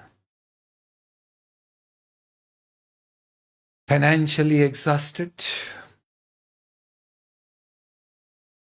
रोमांटिकली चैलेंज्ड, क्या शौक पालेगा। खैर, तो डॉक्टर नॉर्मल चेकिंग करेगा, दवाई दे देगा, आप भी करिए, खत्म। लेकिन ऐसे ही आता है कि भाई ऑडिट का मतलब ये होता है, एग्जामिनेशन का मतलब ये होता है कि आप जब क्रॉस चेक करो तो ये सोच के मत करो सामने वाला झूठा है फरेबी है, जैसे डैड कर रहे थे कौन है ने ऐसे ऐसे चिल्ला चिल्ला के, सही नहीं है। पर इसमें आप अलर्ट रहो। अगर आपको कुछ अनयूजुअल लग रहा है कि यार रात को फोन कॉन्स्टेंटली 2-3 बार से बिजी आ रहा है, तो फिर ये मैटर नॉर्मल नहीं है, फिर आपको और गहराई में उतरना पड़ेगा। तो then you will have to further investigate when suspicion arise. That means an auditor can step into the shoes of investigator when there is a doubt suspicion. तो टेक्निकली जो मॉम डैड का हुआ वो मोर और लेस एक audit जैसा feature है, जिसका थोड़े से टूल्स तरीके थोड़े से डिफरेंट रखने थे, और वो फाइनेंशियल स्टेटमेंट का नहीं है, बट समझने के लिए ठीक है कि आप पहले क्रॉस चेक करोगे, और अगर आपको डाउट आएगा कब, जब कोई अनयूजुअल चीज दिखेगी तो आप अलर्ट हो जाओगे, और जरूरत पड़ी तो फिर आप फर्दर इन्वेस्टिगेट भी कर सकते हो। ये प्रोसेस से ऑडिट होता है। तो डॉक्टर ने आपको दवाई दे दी, ठीक नहीं हुआ, अब एक हफ्ते बाद फिर गए, बोले सर सर दुख रहा है, अभी तक ठीक नहीं हुआ। उसने फिर और चेकिंग करी, थोड़े डिटेल में चेक किया, थोड़ी हाई डोज दी, 2 हफ्ते बाद फिर आप आ गए, बोले कोई फर्क नहीं। अब क्या हमारी क्लास छूटती है, घर वाले भेज रहे हैं हमको पूछ कर करके, हम तो बोलते हैं यार हो जाएगा अपने आप ठीक है, 1-2 दिन तो दुखता है, रोज का दुखता है। डॉक्टर ने बोला यार 2 बार हो गया, हमारी दवाई से ठीक नहीं हो। उसने बोला रुको ब्लड की जांच करवाते। उसने ब्लड की जांच करवाई, तब समझ में आ गया। बुलाया हमको, उसने बोला एक बात बताओ बेटा, तुम्हारा सर कब कब दुखता है, आखिरी कब दुखा था। हमने बोला इस तारीख पे। ने बोला उससे पहले, हमने बोला ये इस तारीख पे। बोला कैसे मालूम, बोले वो हम क्लास अटेंड नहीं करते तो हमें पता रहता है ये दिन छुट्टी है। तो डॉक्टर ने देखा ये तो दोनों मंडे मंडे है, मंडे सुबह सर दुख रहा है। तो डॉक्टर ने पूछा अच्छा संडे कहाँ जाते हो। हमने बोला क्या है क्लास रहती है। उन्होंने बोला नहीं, संडे को क्लास नहीं रहती है, टेस्ट होता है फास्ट का, तो कहाँ जाते हो बताओ। हमने बोला कुछ नहीं, दोस्तों के साथ बैठ के थोड़ा सेल्फ स्टडी कर लेते हैं। हमने बोला दोस्तों के साथ बैठ के सेल्फ स्टडी थोड़ी ना होती बेटा, तो ग्रुप स्टडी होती है, पढ़ते हो। बोला हाँ बिल्कुल पढ़ते हैं। बोले पढ़ते हो तो भूख भी लगती होगी। हमने बोला हाँ लगती। बोला कुछ खाते भी होगे। हमने बोला खा लेते। हमने बोला कुछ पीते भी होगे। हमने बोला हाँ पी लेते हैं। बोले क्या पिया था लास्ट टाइम। हमने बोला अमूल कूल। एक बताऊंगा अमूल कूल, देख के बता सकता हूं कि बकार्डी है। हमला नहीं नहीं स्मिरनॉफ। मतलब क्या है दोस्तों? डॉक्टर ने क्या किया? पहला प्रोफेशनल ड्यूटी क्रॉस एग्जामिन किया, फिर क्रॉस एग्जामिन किया, फिर डाउट आया तो फर्दर इन्वेस्टिगेट किया और तह तक निकल गया। इसी तरह से ऑडिटर भी काम करेगा। तो हम ऐसे ब्लाइंडली ममता में ही ऑडिट भी नहीं करते और हम एकदम से ऐसे पुलिसिंग वाला ऑडिट भी नहीं करते। इसलिए कहते हैं audit is not like a policeman but like a family doctor, he works like that.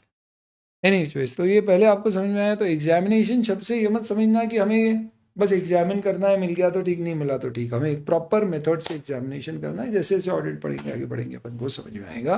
But आप ये डरना मत कि आपके पास इन्वेस्टिगेट करने का राइट नहीं है। जरूरत पड़ने पे आप फर्दर इन्वेस्टिगेट कर सकते। चलिए नेक्स्ट। वासु भाई कह रहे हैं सर एग्जाम्पल ऐसा दे दो जिससे खुशी हो, डिप्रिशिएट क्यों कर रहे हो? चल भाई आ जा वो खुश कर देते। हाँ बोले सर ख्वाबों में ही खुश कर दो, ऐसे जीवन में वाकई ऐसे तो क्या रखा है सी। चलो अगला क्वेश्चन, फाइनेंशियल इंफॉर्मेशन। एक चार्टर्ड अकाउंटेंट, एक सीए जब ऑडिट कर रहा है तो फाइनेंशियल स्टेटमेंट्स का ऑडिट कर रहे हैं हम, तो हम फाइनेंशियल इंफॉर्मेशन चेक करेंगे। तो सवाल उठता है फाइनेंशियल इंफॉर्मेशन में क्या हमें इन सब चीजों को चेक करना है क्या? एक बेसिक प्रॉब्लम आती है। जैसे सबसे पहले इंटरनल कंट्रोल की बात करते हैं। एक जनरल सा सवाल आपसे पूछता हूं मैं, सुनना मेरी बात को ध्यान से, सोच समझ के जवाब देना। ये सोचना मत कि ऑडिट में क्या जवाब होता होगा, ये सोचना आपके कॉमन सेंस से क्या जवाब आ रहा है।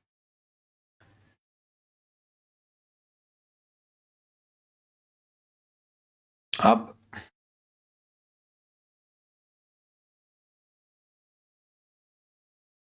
एक बैंक का ऑडिट करने के, तो लेट्स से फॉर एग्जांपल आपके पास बैंक की एक ब्रांच का ऑडिट है, ब्रांच अपने फाइनेंशियल स्टेटमेंट्स का ऑडिट कर, आपने बोला यार बैंक में कैश से शुरू करते हैं, हमको कैश बहुत पसंद है, we love cash, Gandhi ji is our favourite, खास तौर पे जब वो नोट पे दिखते।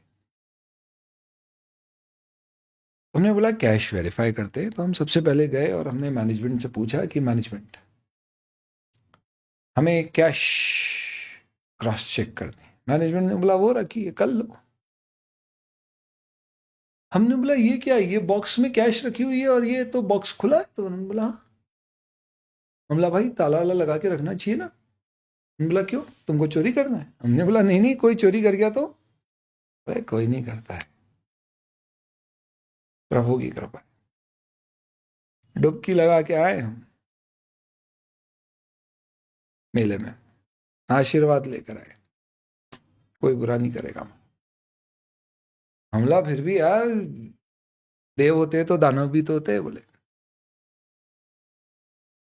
अभी तक तो नहीं दिखा, पर अब सुगंध आ रही है कि कुछ गड़बड़ हो सकती है। लगेगा तो आगे लगा लेंगे, अभी तो जरूरत नहीं पड़ी। हमने बोला अच्छा आप कैश काउंट तो करते होगे, आपने कब लास्ट काउंट करी थी बता दीजिए। उन्होंने बोला भाई जितनी किताब में उतनी निकल आएगी, चेक कर लो। हमने बोला आप काउंट नहीं करते? बोले नहीं। हमने बोला और आपके पास कैश ज्यादा हो जाती है तो क्या करते हैं? बोले कुछ नहीं।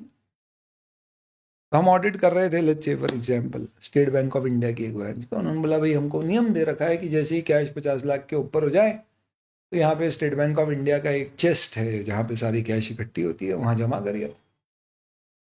हम जाते हैं स्कूटर पे जमा करके आ जाते। हमने स्कूटर पे कभी कोई चोरी हो गई तो उन्होंने बुलाया, प्रभु की कृपा है, कुछ नहीं। मतलब गजब आदमी यार, ये प्रभु की कृपा। फिर हमने कैश वेरीफाई करी तो कैश सही निकल के आई, कोई 1 रुपए का भी फर्क नहीं था।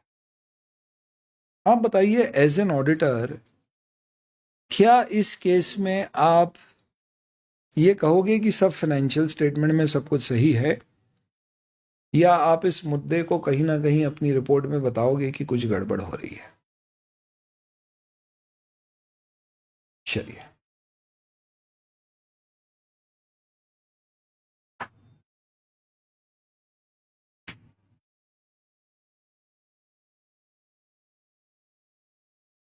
बताइए।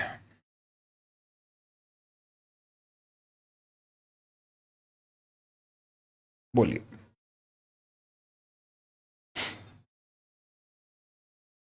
रुका हूं मैं आपके जवाब के लिए, अगर आपको ऐसा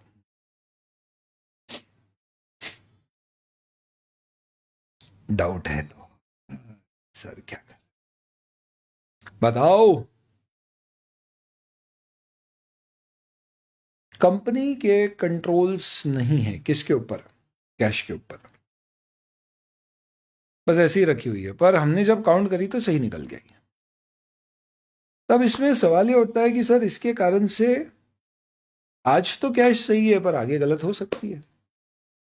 इनफैक्ट ये भी हो सकता है कि पहले कभी गलत हुई हो, चोरी हुई हो, पर इन्होंने थोड़े खाते वही मैनिपुलेट कर दिए हो ताकि डिफरेंस नहीं आए। यानी रिस्क तो है सर। पर अगर मैं ये बता दूंगा कि भैया रिस्क है पर कैश सही है, तो फिर मतलब क्या हुआ? क्योंकि अल्टीमेटली तो मुझे ये बताना है ना फाइनेंशियल स्टेटमेंट सही है या नहीं। तो इसका मतलब क्या है? अपन सबसे पहले क्या डिस्कशन कर रहे हैं? Internal controls. अब आप समझिएगा कहानी, फ्यूचर में चोरी हो सकती है। जॉनी हॉट डॉग देखा होगा आप लोगों ने, जो लोग इंदौर शहर पधारे या रहते हैं उनको पता होगा। जॉनी हॉट डॉग सुप्रसिद्ध दुकान है, 56 बाजार, 56 दुकान, एक इंदौर में सुप्रसिद्ध विश्व स्तरीय बाजार है। यहाँ 56 दुकानें हुआ करती थी, अब तो 150 हो गई। और ये सब रोड साइड शॉप है, जैसी ये दिख रही है आपको जॉनी भाई की, इस तरह की। यहाँ पे बढ़िया लोग आते हैं और बोलते हैं जॉनी भाई 2 हॉट डॉग लगा। जॉनी भाई 25 रुपीज में वेजिटेरियन हॉट डॉग दे देते। इधर आप बोलो 2 हॉट डॉग लगाना, इधर 2 सेकंड में 2 हॉट डॉग आ जाते। इतना स्पीड टर्न। उबेर ईट से इन्हें प्राइज मिला था हाईएस्ट नंबर ऑफ डिलीवरीज का, एशिया में टॉप किया था इन्होंने। योर स्टोरी के ऊपर अगर आप जाएंगे, जहां पे स्टार्टअप स्टोरीज वगैरह होती है, इनकी स्टोरी लिखी हुई मिलेगी आपको। तो ये ऐसा चलता है जॉनी हॉट डॉग, जोरदार।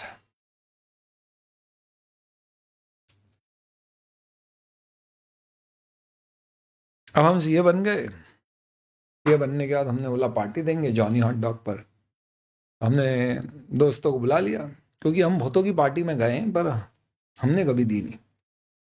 तो दोस्तों ने बोला अब तो दे दे। हमने बोला 25 रुपए का जो हॉट डॉग है खिला देंगे, क्या फर्क पड़ता, आदमी कितने खाएगा, एक या दो।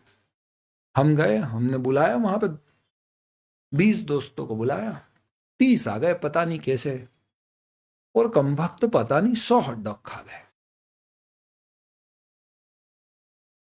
104 एक्चुअल में। बाद में फिर हमने पैसे निकाले तो हमने बोला जॉनी भाई कितने हो गए। जॉनी भाई आए हमारे पास, उन्होंने बोला यार बबलू क्या बात है, पार्टी शार्टी हो रही है? हमने बोला हाँ जॉनी भाई। बोले क्या बात है, कोई उपलक्ष्य है, कोई बात है? हम ला रहे जॉनी भाई सी हो गया हमारा तो उसकी पार्टी हो। बोले अरे यार बधाई हो। हम ला थैंक यू जॉनी भाई। हमने बोला क्या है फिर आगे प्लान?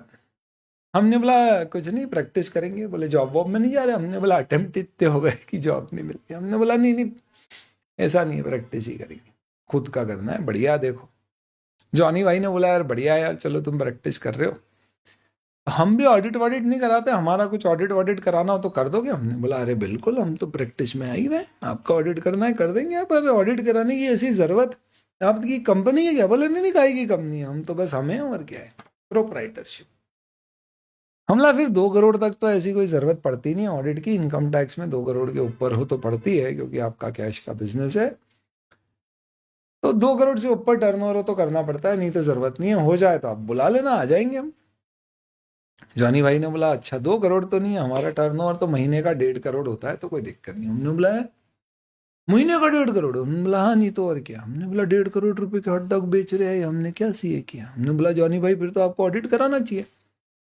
हम तो साल का बोल रहे थे। उन्होंने बोला अरे बाप रे, साल में तो अपन यार 15-20 करोड़ कर देते। हमने बोला जॉनी भाई ऑडिट नहीं कराते? बोला आज तक नहीं करा। हमने बोला या खुदा, कल से आ रहे ऑडिट पे। हम कल गए, जॉनी भाई की दुकान से दूर खड़े हो गए। हमने बोला पहला ऑडिट है, बढ़िया करना है। और हम कुछ देखते रह गए तो हमारी आंखें खुली की खुली रह गई। हमने देखा या खुदा ये क्या हुआ, माय गॉड। हमने जॉनी भाई को फोन लगाया, हमने बोला जॉनी भाई अभी क्या, अभी इधर आओ। उन्होंने बोला बबलू क्या हुआ? हमने बोला नहीं जॉनी भाई इधर आओ, बात करनी है। उन्होंने बोला बबलू अभी मैं हॉट डॉग बना रहा हूं। हमने बोला नहीं अभी क्या, अभी इधर आई। जॉनी भाई आए, जॉनी भाई ने हमसे पूछा क्या हो गया बबलू? हम बोला जॉनी भाई आपके साथ बहुत बड़ा धोखा हो रहा है। हमने बोला क्या? बहुत बड़ा धोखा। जॉनी भाई ने बोला क्या? हमने बोला धोखा। जॉनी भाई ने बोला क्या? हमने बोला धोखा। मैंने बोला हुआ क्या ये तो बता। हमने बोला जॉनी भाई आप क्या हॉट डॉग खाने जो लोग आ रहे हैं उसमें से 10 में से सिर्फ 8 ही लोग आपको पैसे दे रहे हैं, 2 लोग बिना पैसे दिए जा रहे हैं। आपको मालूम है आपका इतना नुकसान हो रहा है। जॉनी भाई ने बोला क्या बात कर रहे हैं? हमने बोला हमें मालूम था आप ऐसे ही रिएक्ट करोगे। हमने बोला आपको 20% का लॉस हो रहा है। जॉनी भाई ने बोला हे भगवान, अच्छा वो ऑडिट करा लिया, क्योंकि हमको तो लग रहा था कि 10 में से 6 लोग ही पैसे दे के जाते। हमला है आपको पता है? हमला हमको मालूम है थोड़े बहुत लोग पैसे नहीं देके जाते, हम छोड़ देते हैं, क्या है करने का, अगली बार आएगा दे देगा। एक्चुअली हमारा क्या है, हॉट डॉग 5 रुपए का तो पड़ता है तो पहले हम 20 में बेचते थे, हमने देखा चोरी चकारी हो रही है तो हमने 25 कर दिया। हमने यार जॉनी भाई पर ये तो गलत है ना, आपका सिस्टम गलत है। उन्होंने बोला क्या है, अब हो रहा है तो हो रहा है यार, क्या फर्क पड़ता है। तुम भी देखो उस दिन तुमने 104 हॉट डॉग खाए थे, तुमने हमसे पूछा, हमने 100 हॉट डॉग बोले, तुमने 100 के ही पैसे दिए थे, 4 ज्यादा खाए थे ना। हमने बोला जॉनी भाई पता है आपको? बोला पता है हमको। तो जॉनी भाई क्या आप बताइए दोस्तों, कंट्रोल्स अच्छे हैं या खराब है? खराब है, क्योंकि लोग चोरी करके जा रहे हैं। बट अगला सवाल ये उठता है कि जॉनी भाई के अगर कंट्रोल्स खराब है तो क्या ऑडिटर को रिपोर्ट करने की जरूरत है? क्या ऑडिटर अपनी रिपोर्ट में ये लिखेगा कि कंट्रोल्स खराब है? तो हमने जॉनी भाई को बता तो दिया, और क्या है। तो देखो जॉनी भाई को बता दिया तो चलेगा, या प्रॉपर रिपोर्ट बनती है उसमें लिखना पड़ेगा? तो मेरा सवाल आपसे यहां पर यह है कि क्या इससे फाइनेंशियल स्टेटमेंट जॉनी भाई के, जॉनी हॉट डॉग के फाइनेंशियल स्टेटमेंट गलत हैं या सही है, ये बताओ। अभी समझना है बेटा, ऑडिट को पहले समझेंगे फिर आगे बढ़ पाएंगे। क्या जॉनी भाई के फाइनेंशियल स्टेटमेंट सही है या गलत, पहले ये बताओ। कहो न कहो, क्या जॉनी भाई के फाइनेंशियल सही है या नहीं, है या नहीं, पता। गलत है, क्यों गलत है? तो मैंने बोला जॉनी भाई सॉरी, मुझे रिपोर्ट में लिखना पड़ेगा, आपके फाइनेंशियल स्टेटमेंट गलत है। जॉनी भाई ने बोला क्या गलत है? क्या गलत किया हमने? क्या हमने ऐसा किया है क्या कि 10 लोगों के पैसे लिए लेकिन दिखाया सिर्फ 8, और 2 रुपए के पैसे कमाए फिर भी नहीं दिखाए, और उस पर जीएसटी बचा लिया, इनकम टैक्स बचा लिया? हमने बोला नहीं, आपने जितने रिसीव किए उतने तो दिखा दिए। तो उन्होंने बोला खत्म हो गई। हमने बोला पर आप 2 और कमा सकते थे। बोले हमारी इच्छा, हम मैनेजमेंट है, हमको जो करना है हम करेंगे, हमारी इच्छा।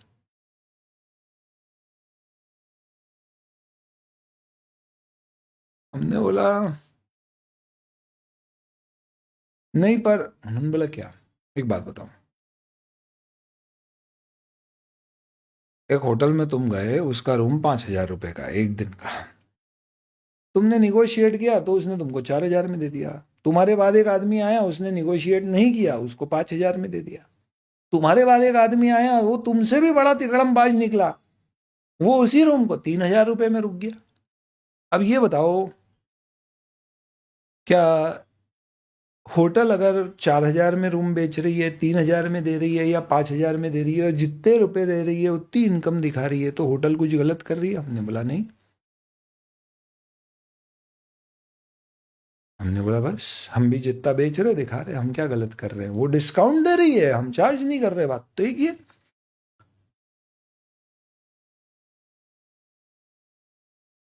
और हमने कहा होटल में भी भाई डिस्काउंट जा रहा है तो ऑथराइज होगा ना, वो तो अप्रूवल होगा उसके पास कि भैया ये डिस्काउंट दे सकता है जो बैठा हुआ है वहां पे फ्रंट ऑफिस पे। हमने बोला हमारा भी अप्रूवल है एम्प्लॉइज को कि भाई कोई पैसे दिए बिना जाए तो कभी उसको जाके बुलाने का नहीं कि पैसे रह गए,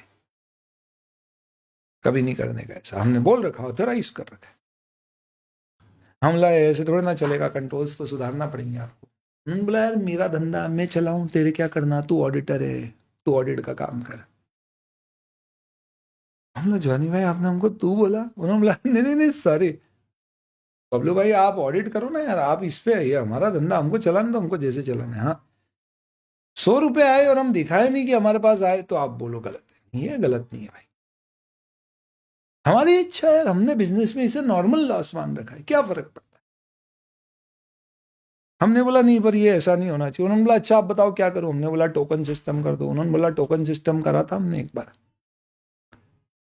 अभी 20 सेकंड में तो हम हॉट डॉग डिलीवर करते थे, कोई बोलता है तो। टोकन सिस्टम में वही 2 मिनट तक आदमी को खड़े रहना पड़ता था, वो आता था बोलता था जॉनी भाई हॉट डॉग, हम बोलते थे पहले टोकन लो, टोकन की लाइन में खड़ा होता, पैसे देता, टोकन लेता, फिर टोकन देता, फिर हम उसको 20 सेकंड में हॉट डॉग देते। 2 मिनट लग जाते भाई को पूरा काम करने।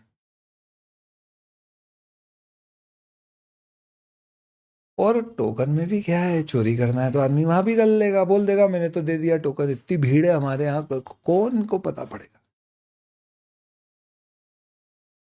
टोकन लेने वाले ने चोरी कर ली, फिर क्या करेंगे, उसके ऊपर एक चौकीदार रखे, वो उसको देखेगा।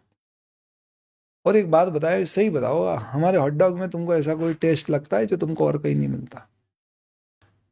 मतलब ऐसा तो नहीं है बढ़िया गर्मा गर्म मिलता है और आते फटाफट खा के चले जाते। उन्होंने बोला यही तो हमारी काबिलियत है, हमारी काबिलियत हमारा टेस्ट नहीं है, स्पीड है।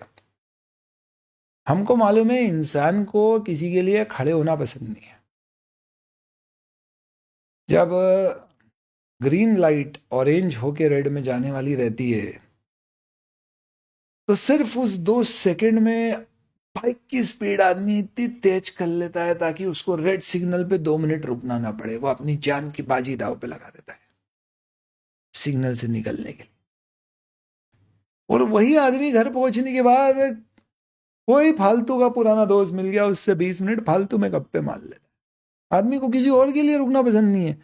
हमारी दुकान इसलिए चलती है क्योंकि आते जाते आदमी बोलता है चलो यार यहीं खा लेते हैं, बढ़िया फटाफट दे देंगे। हम इसलिए थोड़ी ना चलते हैं कि हमारा टेस्ट डिफरेंट है, इसलिए चलते हैं क्योंकि हम फास्ट डिलीवरी करते हैं। बोला जॉनी भाई क्या बात है, फास्ट फूड, आपने तो लिटरली फास्ट फूड कर दिया। उन्होंने बोला यही तो धंधा है यार अपना, और क्या है, इसलिए तो लोग खाते हैं। हमने बोला यार बात तो सही बोल रहे, क्योंकि ये देखो ये बाइक वाला बैठे हुए, इसने यहीं से बोल दिया तो हॉट डॉग, इसके पास बाइक पे बैठे बैठे हॉट डॉग आ गए। दिख रहा है बाइक वाले बैठा ये दाढ़ी वाला। तो उन्होंने बोला यार हमको हमारा धंधा चलाना। तो दोस्तों अब एक चीज़ समझना बहुत अच्छे से, ये मैं आपको जो चीज़ें बता रहा हूँ आपको आर्टिकलशिप के इंटरव्यू में भी पूछेंगे, बिग 4 वगैरह में जाओगे।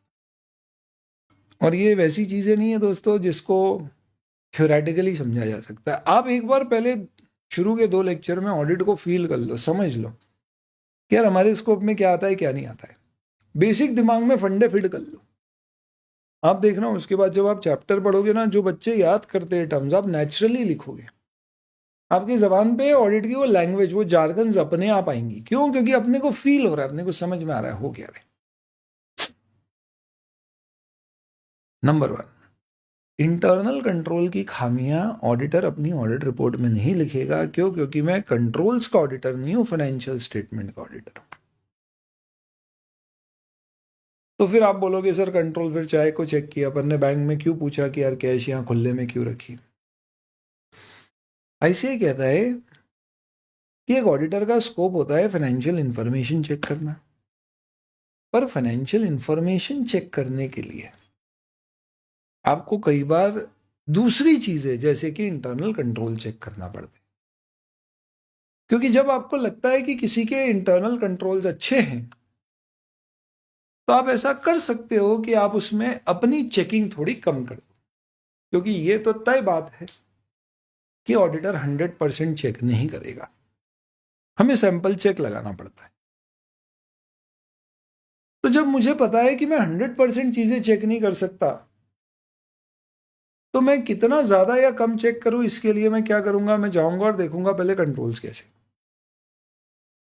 अगर मुझे लगता है कि यार ये बैंक में तो कैश पे कंट्रोल ही नहीं है, आज तक कभी कैश वेरीफाई नहीं पड़ी, खुली रखी रहती है, यहां से वहां जाती है, कोई लिखता ही नहीं है, तो यहाँ चांसेस गड़बड़ के ज्यादा है।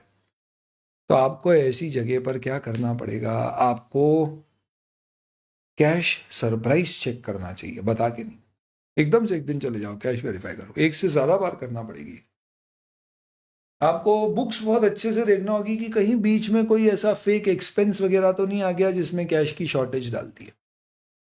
पर अगर वही कंट्रोल्स बढ़िया होते हैं उस बैंक की ब्रांच में कैश के, तो आपका कॉन्फिडेंस बहुत बढ़ जाता, तो आप कम चेकिंग करके भी बोल सकते थे फाइनेंशियल स्टेटमेंट हमें ठीक लग रहा है। हम आगे पढ़ेंगे कि जब हम ओपिनियन देते हैं तो हम गारंटी नहीं देते कि हमारा प्रमाण है कि फाइनेंशियल स्टेटमेंट बढ़िया है, ये कंपनी आगे चलती रहेगी, जीते रहो। हम इनफैक्ट ये कहते हैं कि हमने पर्याप्त चेक करके ऐसा पाया है कि फाइनेंशियल स्टेटमेंट सही है, पर हमारी भी कुछ लिमिटेशन है, जैसे हम टेस्ट चेक करते हैं तो हो सकता है कि गलत हों, बट हमने पर्याप्त चेकिंग की है इसलिए हम काफी कॉन्फिडेंट है कि ये सब सही है। तरीका होता है लिखने का। तो what I am trying to tell you is, क्या एक ऑडिटर को किसी संस्थान के इंटरनल कंट्रोल्स चेक करना चाहिए? The answer is yes. क्यों करना चाहिए? ताकि उसकी गलतियां वो बता सके? नो, इसलिए करना चाहिए ताकि जहां कंट्रोल खराब वो ज़्यादा चेकिंग, जहां कंट्रोल कम वहां कम चेकिंग। कम खराब है तो कम चेकिंग करके भी काम हो जाएगा, ज़्यादा खराब है तो ज़्यादा चेकिंग करेंगे। पर हम फाइनेंशियल स्टेटमेंट में अगर कोई चीज़ गलत हुई है तो ही रिपोर्ट करेंगे, अदरवाइज रिपोर्ट नहीं करेंगे। इसलिए ऐसा भी कहते हैं कि auditor does a postmortem. Postmortem मतलब जो घटनाएं घट चुकी है सिर्फ उसको रिपोर्ट करता है।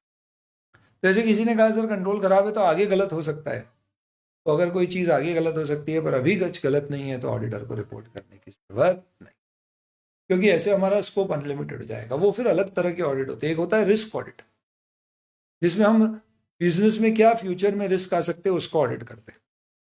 अभी जो हम कर रहे हैं ये फाइनेंशियल स्टेटमेंट ऑडिट है हमारे कोर्स में, बस वही है। तो इसमें हमें सिर्फ क्या करना है, हमें देखना है फाइनेंशियल स्टेटमेंट बने वो सही है। चलिए फटाफट आंसर का जवाब दीजिए। नंबर 1, क्या इंटरनल कंट्रोल चेक करना चाहिए ऑडिटर को जिससे हमारे फाइनेंशियल स्टेटमेंट पे इफेक्ट आ रहा है, जैसे जॉनी भाई के केस में? हाँ। क्यों करना चाहिए? ताकि हमको समझ में आए, कॉन्फिडेंस आए कि भैया फाइनेंशियल स्टेटमेंट सही है नहीं। बाकी क्या इंटरनल कंट्रोल की खामियां हमें अपनी रिपोर्ट में लिखने की कोई जरूरत है? नहीं, जब तक उससे फाइनेंशियल स्टेटमेंट गलत नहीं हो।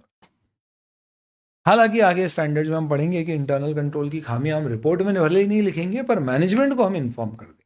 तो ये दो अलग अलग चीजें हो गई, रिपोर्ट में लिखना और मैनेजमेंट को इन्फॉर्म करना, टू डिफरेंट थिंग्स। मैनेजमेंट को बता देना चाहिए आपको, पर आपको रिपोर्ट में लिखने की जरूरत नहीं। यानी जो जनता के पास रिपोर्ट जाएगी वहां ये बताने की जरूरत। कईयों को लगेगा सर ये गलत है, कंट्रोल की खामियां तो पता होनी चाहिए। मैंने जोमेटो में पैसे लगाए और जोमेटो के अगर कंट्रोल्स खराब है, ये मालूम पड़ा कई सारे केसेस में है जोमेटो घर पे फूड की डिलीवरी करा रहा है और उधर रेस्टोरेंट से पैसे ही नहीं ले पा रहा है। तो ये चीज़ पता होनी चाहिए शेयर होल्डर को। तो इसके लिए क्या किया गया है, वो कंपनीज एक्ट में एक्स्ट्रा रिक्वायरमेंट है। कंपनीज एक्ट बोलता है ऐसा कि कुछ कंपनीज में, वो डिफाइन करता है पब्लिक कंपनी, लिस्टेड कंपनी, ऐसी कंपनीज में अगर इंटरनल कंट्रोल में खामियां हैं तो ऑडिटर को रिपोर्ट करना पड़ेगा, अगर वो फाइनेंशियल स्टेटमेंट को अफेक्ट करने वाले कंट्रोल्स हैं। भले ही उसकी जिम्मेदारी as per the definition of audit, as per ICAI's responsibility of auditor जिम्मेदारी नहीं है, पर हम उसके ऊपर एक्स्ट्रा रिस्पॉन्सिबिलिटी डाल रहे हैं रिपोर्ट करवाने की। तो क्यों डलवा रहे हैं? क्योंकि हमारी नॉर्मल रिस्पॉन्सिबिलिटी नहीं है रिपोर्ट करने की खामियां किसकी, कंट्रोल। तो जब मैं आपको ये पढ़ा रहा हूँ तो अभी अपन क्या डिस्कस करेंगे, अभी शुरू हुआ है, एक सेशन और लगेगा ये सारी चीज़ें कवर करने के। पर what I am trying to basically discuss और touch base here is the fact that जब हम यहाँ पे क्या पढ़ रहे हैं,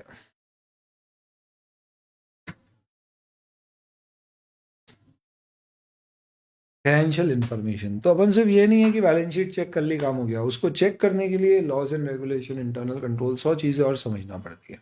वो सब समझेंगे तो आपको ज़्यादा बेहतर फील आएगा कि एक ऑडिटर का स्कोप क्या होता है, क्या चेक करता है, नहीं करता है। फिर अपन आगे बढ़ते हैं। चलिए, तो आज का हमारा पार्ट 1 ऑफ द सेशन यही कंप्लीट होता है। Thank you for this. कोई डाउट्स है तो पूछ लीजिए, अदरवाइज फिर अपन कल कंटिन्यू करेंगे।